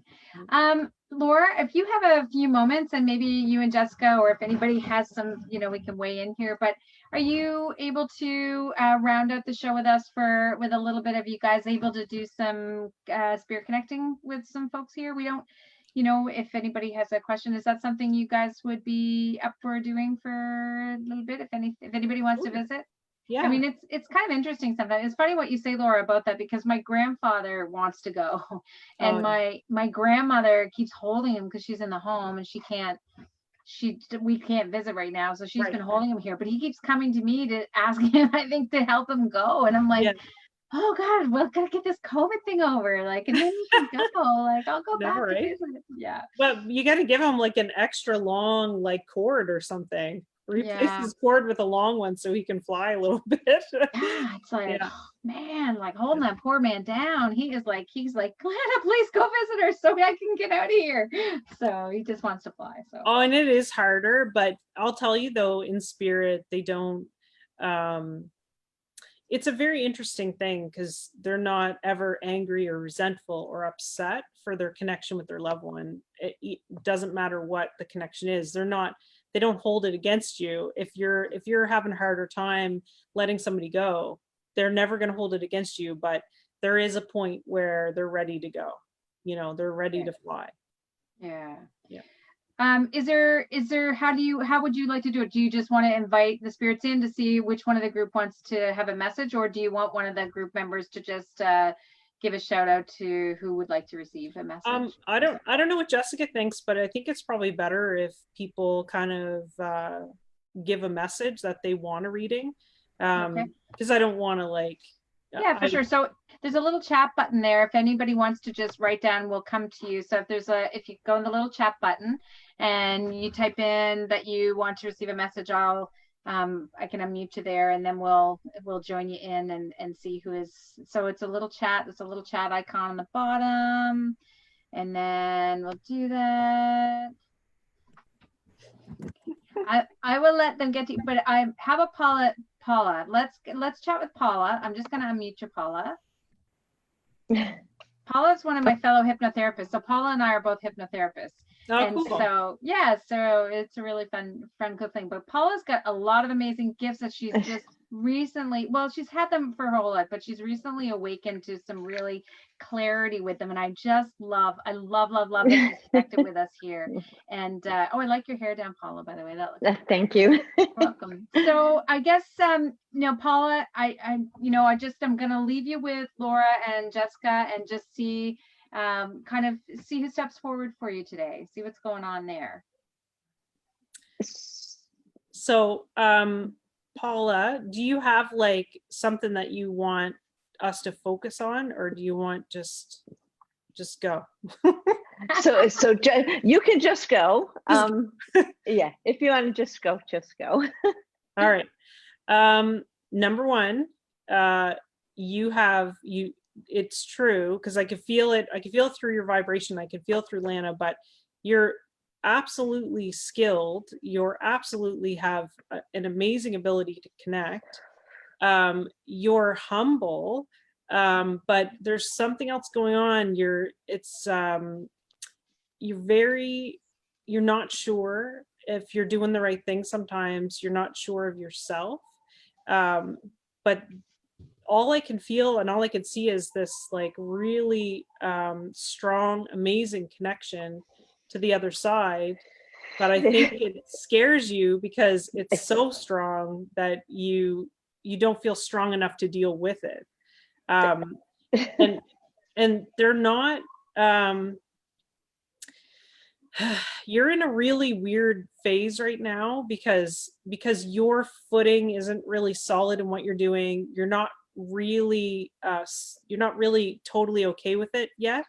It's like to tell other people or to share or to be public, it's all hard. But the only thing, a lot of the barriers that are happening because you're not, it's like you can't accept that this is who you are. And it's a little scary, right? It's very scary because I can feel it so overpowering that I don't know. So I called Lana the other day because I had such a message come through and it was so strong, and I was trying to stop it, and she wouldn't stop it. And but I know there's so much more that can come through, and I am stopping it. It's so powerful. There's so much. So I don't know how to deal with it. So have you ever sat down and like figured out how you want this to happen for you? Like I say that in a way like you know how you get a new job and they give you a list of duties and you know what your duties and responsibilities are in that job. So, you know, you're making sure all the time that you're keeping up with what you're responsible for. But in this work, we have to make up those lists for ourselves because the universe won't give you a rule book, you know? So because everybody's so different and we all approach this differently, but I feel like you have the ability to actually sit down and write down the rules for how you want this to happen. So for instance, if you want to receive messages on your own terms, you can tell Spirit, you can say, I want to receive messages from you, but I don't want to receive them in a way that causes me anxiety or makes me feel worried. So at 7:00 on Wednesday nights, I'm going to light a candle. I will give you an hour or so, and you can give me messages in a very calm and organized way. And if Spirit knows that you're opening at the same time every week and you're going to receive messages, right now it's like you're like a dam. So you're holding back all this water, and you've got to find a way to let it out a little bit at a time and not to overwhelm yourself. And you're a sensitive soul and your physical body is sensitive. So what a lot of people don't understand about receiving messages like this is it can make you very almost feel sick, like your body breaks down, you get very tired, like there's a lot of things involved there with your physical self. So right now it's like you're holding back this like flood of water, right? And you really need to start letting the pressure off a little bit at a time. So if you don't need to be afraid, because they can't do anything to you that you don't let them do. Okay? They can't make you feel any way that you don't let them make you feel. So you're in charge, but with you in charge and with your rules for how you want this to happen, if you sat down with Spirit once a week and gave them some time and let them talk to you, eventually the pressure that you feel will slow down and it'll be more manageable. Does that make sense? Yes, it does. Because it's so much at once. I don't know how to take it. Right. And your guides are like you. So you are having a hard time standing your ground, and your guides have to be like you to understand you. So you now have to be the person to turn around and say, hey, hey, protectors, hey, guardians, like step up and make sure that I'm okay through all this. They have to, they're just like you. So you really have to tell them what to do. Okay. Yeah. So you're going to make some rules for spirit. So some rules for spirit might be, I only want to deal with divine energy. I only want to work for the highest good and the highest intention. You may say things like, you will not disturb my sleep. You are not welcome in my bedroom. You may say things like, this home is a place of love. Only loving messages can be delivered here at this time.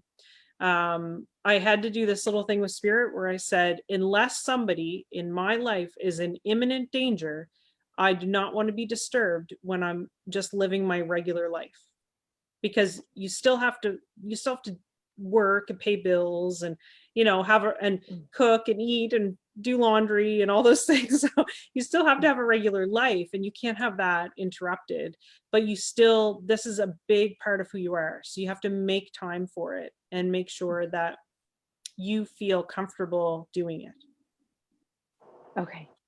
Okay. Does that answer your question, Paula? Yes, it does. I know.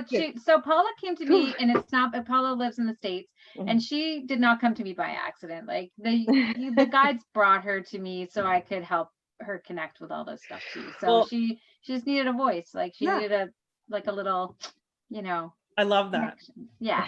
I love that happens. Yeah, it's a beautiful, beautiful thing. So thank you, Paula. I love that you came Thank you today. so much, girls. Yes, and thank you. You are going to just so smash this gift out. Like, I just feel like so amazing. So, and I hope you're getting some really long, good night's sleeps. They're not allowed to bother you in your sleep. I am, absolutely. Yeah, it's time. It's time to start bossing spirit around. They can't boss you around. You're the one in demand right now. Okay, you're the special one. You're the one that gets to sit on the throne and just tell all the little peasant spirits what to do, because they want you. You're in demand. Yeah. So that's it. Own your power, Paula. You've got it. You own your power. That's amazing. Awesome. I just want to in right quick. So I pulled a couple of cards. So the first one was this one. Yeah. So you're sleeping. And then this one showing the dreamer. Cool. So what I'm getting is you getting your proper sleep and protecting yourself before your sleep and putting intentions in. You can actually have some prophetic dreams and be able to tell you things that are going to happen in the next little bit through your dreams. So if you actually put your intention in, pay attention, write it down afterwards, then your sleep will actually bring good things in your future. See, you need that sleep, Paula. You need that sleep. I do. Exactly. I do. Yes. Oh, that's awesome. Thank you very much, Miss Paula. Do we have time for a couple more or something, Laura? Do you think maybe a couple more? Kathy was next up. Kathy, are you? Let me just have a thing. Where's Kathy? Kathy? Okay, I'm gonna unmute Kathy. She asked us if we had. Oh, where is it going here? All right. Kathy, she wanted to connect with spirit. She had. I'm just gonna go back. Where is it here? There's so many messages. I'm like, whoa. She would like to receive a message, but she just, I believe, just if maybe you can guide them, Kathy, what it is, if you're looking for something specific or just something that's coming through. Just a direction. Direction. Okay.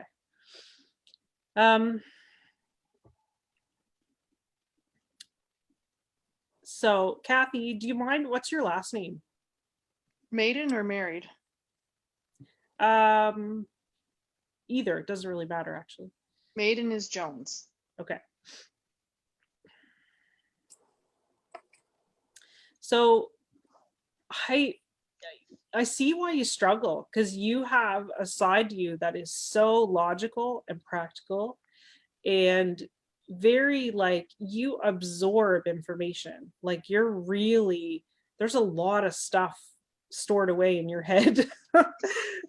And so I think it's hard for you because you're being called to a different path than you don't know anything about this new path in a sense, and it's not familiar, and a lot of it doesn't make a lot of sense to you according to what you already know. So it's very confusing time.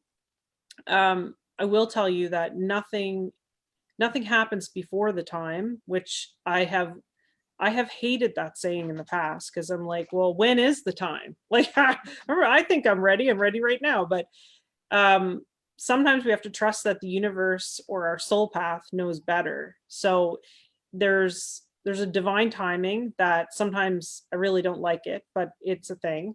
And they're revealing things to you on a schedule, sort of like a little bit at a time. And so you can absorb it and then try to make sense of it within who you are. It looks like to me that you are going to find a balance between all this knowledge and, we'll say, like earthly kind of information, and this other information that doesn't always match up with that comes from, I like to call them light beings, because I think that there's such a mix of beings, and they're all over the universe. So, but you've got some light beings that are giving you almost like downloads of information. The problem is there's a big conflict between what you know and what's happening. Mhm. And all I can say to you is that this is you are in the right place. You're in the place of balancing things out and trying to figure out what's important and what's not. And it's okay to be where you are. It's okay to feel a little directionless, because right now you're not meant to be focusing on your direction. You're just meant to be trying to integrate this new information into your belief system, because that's enough work. That's enough work for now. You know what I mean? Like that's a lot. So especially, it looks like if I took somebody that lived in a small town and only lived in a small town and didn't have the internet or anything, didn't know anything else. It's like if I took somebody from that small town and I plunked them in the middle of a big city with lots of busyness and technology and all these things, they would feel so lost for a long time. And that's what I almost feel like with you. It's like we took you from one place over here that is complete, and now you're in this completely different foreign land, and you don't speak the language, and you don't really know what's happening, and it's all being kind of thrown at you. So what I would say to you is that there's a lot of programming that we receive as we grow up, and it's not all good for us. It's not all positive, and it doesn't all lead us down the right path. So while this new information comes through, you don't have to make it fit into the old paradigm. You don't have to make it fit into what you already knew or know. You just have to accept it, that you've changed and something has changed inside of you. And this new information is something that you're going to need, but you don't have to, it doesn't have to make sense. It doesn't have to right now. You're a person who wants answers, and you always want to figure everything out. But a spiritual path means that you don't know where you're going. So you can still choose, if you want to, you can choose to step off the path. But I will tell you that as hard as the path is, I would never give it back. I'd never give back this awareness. And the sooner that you make peace with the fact that you don't need to know everything, the better you're going to feel.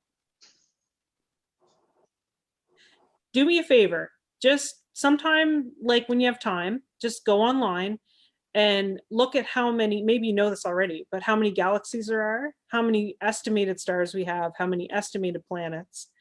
And then ask yourself, do you need to know everything? Is it even possible for you to know everything? No. So you have been chosen to walk the spiritual path and to break down everything that you knew. And that is perfectly okay.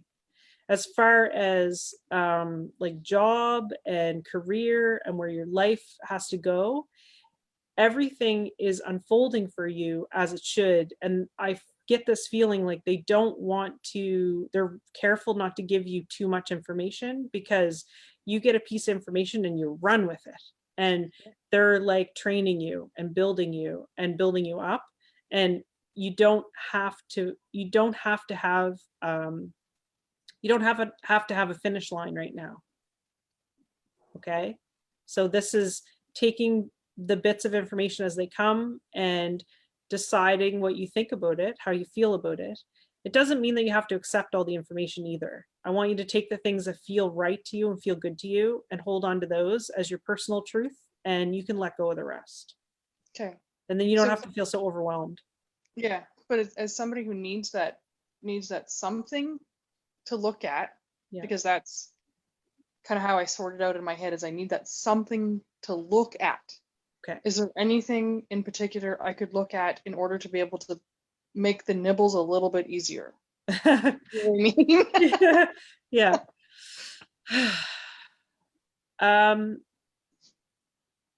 You know who really helped me? And I don't even know that I was really even listening. It was just the energy of the talking that helped me. But Abraham Hicks. That name keeps coming up over and over and over again. Yeah. Really helped me. So if you go on YouTube, they have like probably a million videos. Like there's a lot. But Abraham Hicks, I don't know what it is. And I know a lot of people, some people believe, some people don't believe that it's happening, all that. But there's something about the quality of the energy and the message that comes through her that spoke to me. And I feel like, for me personally, that there is a lot of help in what the work that they do. I know it's not like, it's hard because there's no answer for you right now. And I don't even think, and I'm going to go to Jessica in a second because she might be able to add to this, but I think all the people in this group could probably relate and say that sometimes on the path, you don't know where you're going and you don't know up from down, because a lot of the learning and the growth takes place in those spaces. So your soul is expanding and growing, and it is a difficult time, but I would listen to Abraham Hicks and see if you can get anything from that. And sometimes like they just have videos where you can type in a question. You can say, I don't know, what is the meaning of life, Abraham Hicks? And you'll probably get a video to match with it. So give it a try and see how you feel about it. And I, like Lana said, I'll post the links to the course that I have and the private psychic development group. And then you can be linked up with us and linked up with me, and you can ask questions if you want. Okay. Thank you. Okay. I hope, I know it's not, all I can tell you is we've all been through it, and I know it's hard, but we have all been there. It's a journey, not a race. It's a journey, not a race. And that's the thing that we have to remember in our living and is experiencing, is that we want everything like right now. And that doesn't bring you to that perfect place, because you have to do the hard work. Like Laura said, you have to face the demons, you have to face the dark, you have to face all the things. Jessica, what do you have going on? Well, I drew out a little. I've started doing these little channel drawing type things. So as you guys were talking, I got a funny little man or woman, but to me what it looks like is somebody playing a harp. So I'm not sure if you've played harp before or know of somebody that played harp. Oh gosh. I love your doodling. It's always so cute. Look at that. What is that? Is that a harp? Oh my God, it's a harp on a cloud or something? That's neat. So yeah, so it's and wow, yeah, because I saw you doing a drawing, which is funny. Did you do that painting? No, that's soul portrait, Rainbow Ray soul portrait. Oh, nice. Yeah. So she did that for me 2 or 3 years ago. And when my ears buzz too hard and I can't focus because my ears are so buzzing, I can look at that picture and I can get a message out of it. Yeah. And that same shape shows up all the time. Like if I'm half asleep and doodling, I draw that shape, and then she just drew that a very I comparative love shape. that. Yeah, so that's your soul like vibration. That's your soul vibration to bring you back home. Yeah. Yeah. Keeps you grounded and keeps you focused. Then symbols are really cool. Like Jessica always gets these symbol channels. She can close portals with those puppies. Like she gets the symbol to close the portal, and we're like, close the portal. Yeah. Nice. So it's really cool. So that's awesome. Did that help you? Was there anything else, Jessica? Yeah, just to add real quick, the Oracle of Delphi. So with her, what she would do is I don't want to go into the whole, it'd be something interesting for you to look up because there's some kind of connection there. But she would go into this little salt cave or something, and this poisonous gas came up, and then she would start drawing, and she did like every moment of the sun, the changes of the astrology. So it was kind of tied with that. So I'm getting that you can get a lot of messages through your drawing. Mm-hmm. So that was one thing that popped out quite a bit. And the name Roy popped up. My son's middle name. Okay. All right. Is he named after someone? His grandfather. His great grandfather is Roy. Okay. Yeah. Did you play any draw or anything as well? Because he's channeling quite strong through him. I'm not sure. That's my it's my husband's father or grandfather is Roy. Okay. I don't know him myself, but he popped in, so I have the name Roy there. Okay.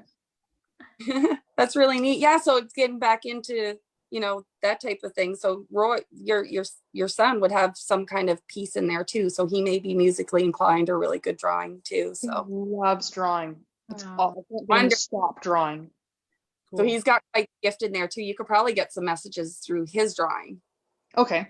Ooh, that's interesting. I love that secondary element where you could all of a sudden your son's drawing and then it's like teamwork channeling or something there. And I love that. And Laura, you have kids, and Jessica, you have kids too. And I'm sure all of us do, but it's the way you can teach them to develop it so young and to be open into it. And just kind of, it's a real good gift you can give to kids so young and so beautiful to understand. Because a lot of us grew up, we're like, kind of had no idea what the hell was going on, and you had to kind of stumble through it, but beautiful that we can share that with our children and give them. My youngest Ari does. She's been doing drawings. She's you can ask Kim. Kim knows who Ariana is. Yeah. And so she's really in tune. And I remember one time I took her for a reading, and she drew a picture and did a reading for the reader. And she was 5. Awesome. She's the reader's reader. Yeah, it was amazing because she drew like this woman and then Jesus, and she drew a cross. I don't have any Christian symbols. I've never talked to her about the Bible. She was 5 and she was drawing Jesus and a cross. Oh, cool. Oh my God. The woman's going, what's going on here? Yeah, she was pretty. It was pretty awesome. Kids are pretty in tune. They are. Oh, that's amazing. Okay, so let's take one more. Thanks very much, Kathy. I hope that helped you out. Let's take one more. Shannon, and Shannon down in the bottom. I'm just going to unmute you, and then we'll call it a night. But I just Shannon had made a request, and was there anything special that you wanted to touch on tonight, or just general messaging, or? Just whatever or whoever comes through. Nothing specific. Okay. You guys are making it so challenging tonight. Like nothing specific. I just want my whole life path laid out in front of me. Just put it on the table. Tell me what to do. Yeah. Okay, I don't know. Shannon. Go ahead. So, you're a beautiful person. You just have this. You have this very loving, caring soul that has been hurt so many times, and people have really let you down. I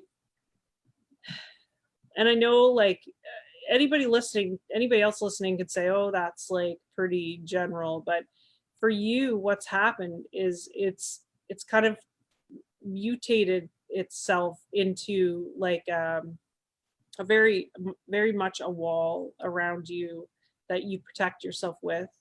And there's a lot of anger in you that you're still trying to deal with and sort through. And I have to tell you that the only person that will never disappoint you is you, as long as you don't let yourself disappoint yourself. But most people don't know what you want, and they don't know what you need, and you're very considerate, and you're very intuitive, and you're very empathetic. So what you would not do to somebody ever in a million years, people have done to you, but they're not paying attention. They're not in tune, and they're not you. So you can't expect other people to be where you are. You've already come to a place in your life where you understand a lot of things, and you understand what you want, and you understand things about yourself. But I would say that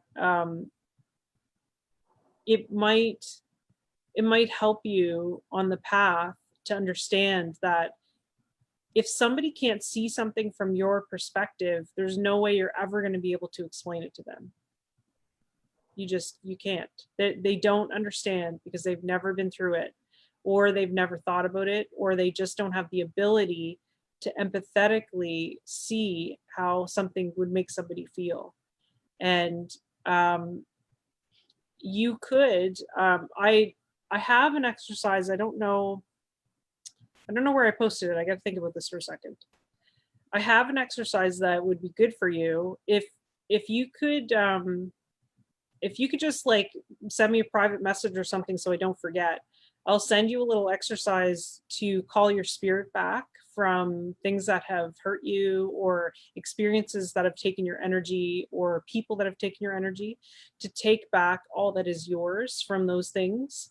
Because I think that you're a very connected, intuitive person, but there's roadblocks because you don't have all your strength, you don't have everything you are because of all the things that you've been through. So I'd like to, there's some things that I'm getting that are probably a little bit private, but I'd like to send you that exercise if you just get in touch with me, or even just go on my website and send me a little email, however, and I'll send you that exercise, and you can do it and then see how you feel. Does that sound like a good, are you able to do that, Shannon? Reach out to her.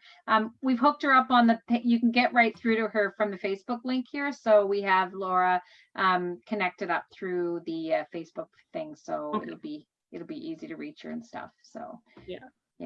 Just a question. Are you, like, when you're talking about like an exercise to sort of gain myself back, are you talking about like like cutting cords and whatnot? Like, I feel like that's something that I haven't mastered at all.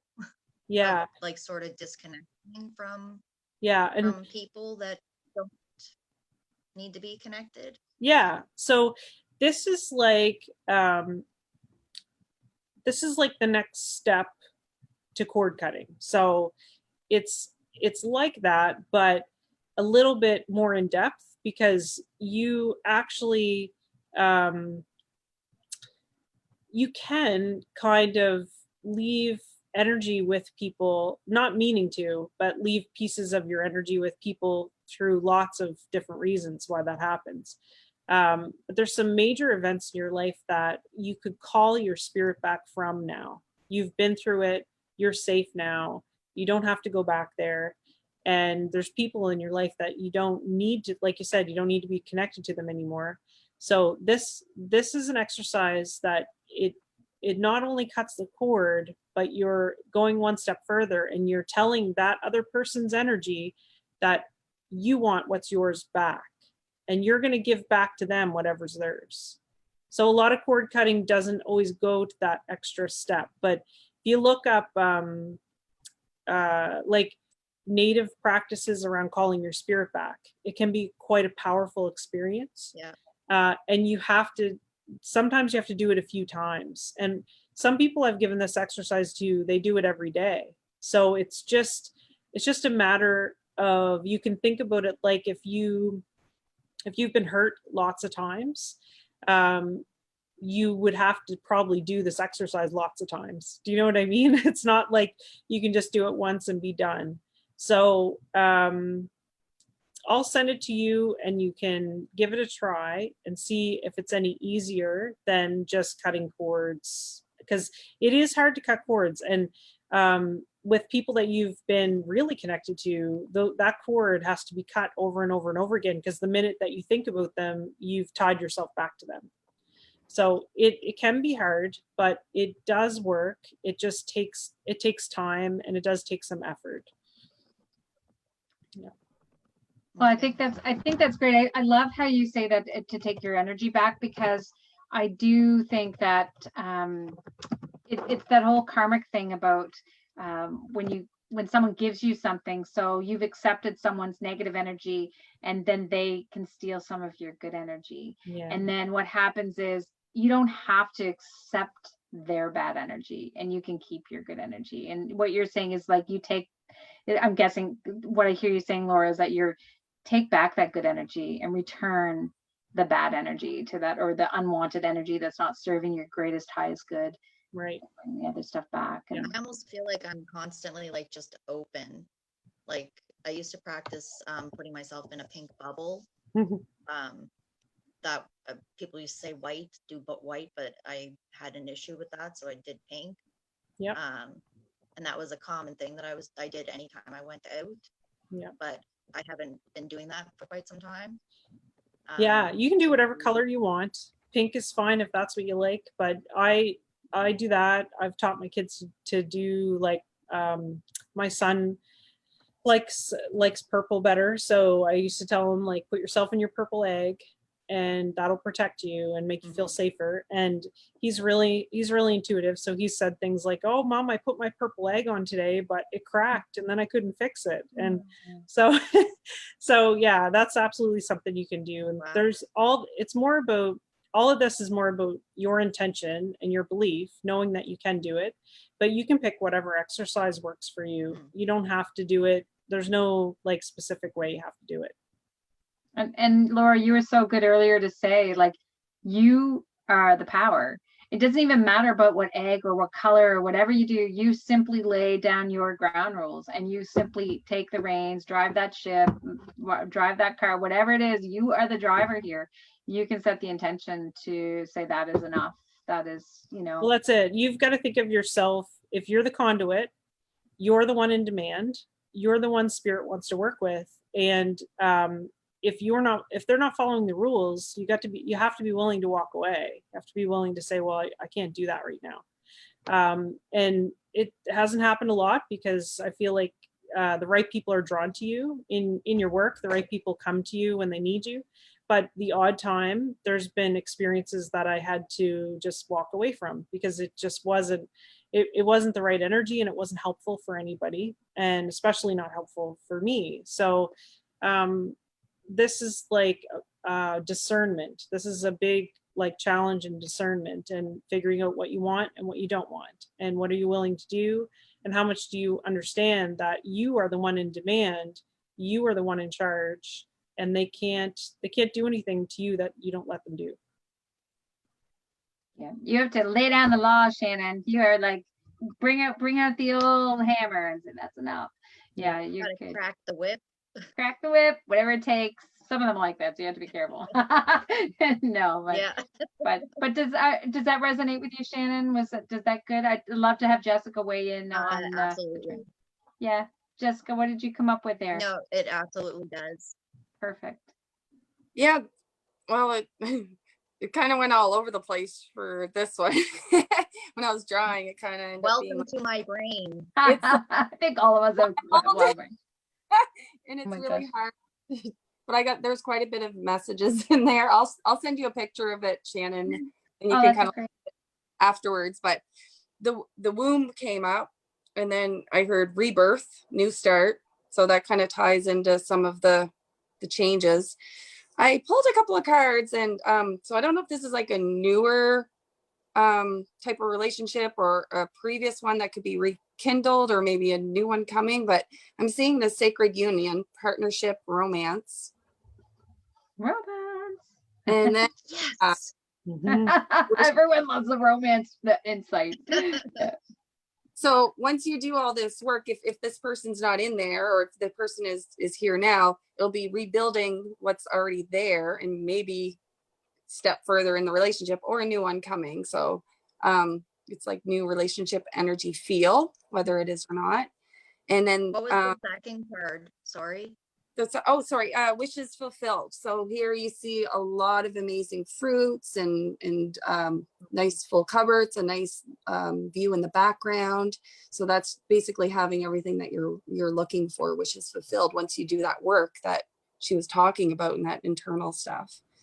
And I see a trip of some sort. So I'm not sure if you were ready for a trip before all this happened, or if you're planning one soon, but I'm definitely seeing you getting away south somewhere, some nice and hot, and some mountains and trees, of course, and ponds and pools. It's going to be wonderful. My God, I can't wait till we can all travel again. When the hell's that coming? Does anybody have a date for that? Like, shit. Yeah, right. Oh my God. I was planning a trip with my daughter. She graduates this year. She's not going to graduate the same as everybody else did, but right. And she turns 18. So we were planning a trip to Europe for her graduation and her birthday. But needless to say, that's not going to happen, but it will. So there's still a trip in my future. Were you planning on a farm or something? Pardon? Were you planning on going on to a farm or something, or have a farm? I kind of sort of want to have my own farm with goats. Oh, okay. It's really weird. Okay. Really weird, but that's the first thing when you said farm. I was like, that's kind of, I want goats because I don't want to mow my lawn. Well, there you go. That's a possibility. It will show me farm and animals. So, woohoo!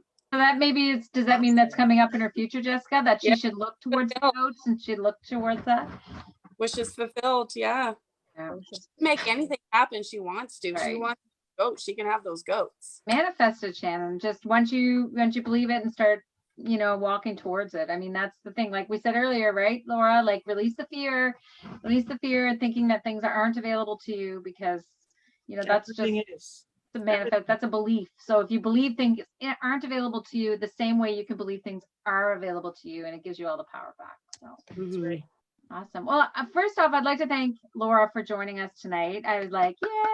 Thank you so much. Thank you so much for showing up. And I know we went a little over, but it was a really fun time, and nobody wanted to go. We just all wanted to stay. I didn't see anybody leaving. No. So. I know. We're all staying, and they're watching, and we had a bunch of comments, and I see Judy was on there, Susan was on there, Shauna was on there, just giving them some shout outs. Christy even popped by, and Tina was there, and Kathy was there. So we had a whole bunch of folks. Christina was on there. So and Susie, Susie's on here too.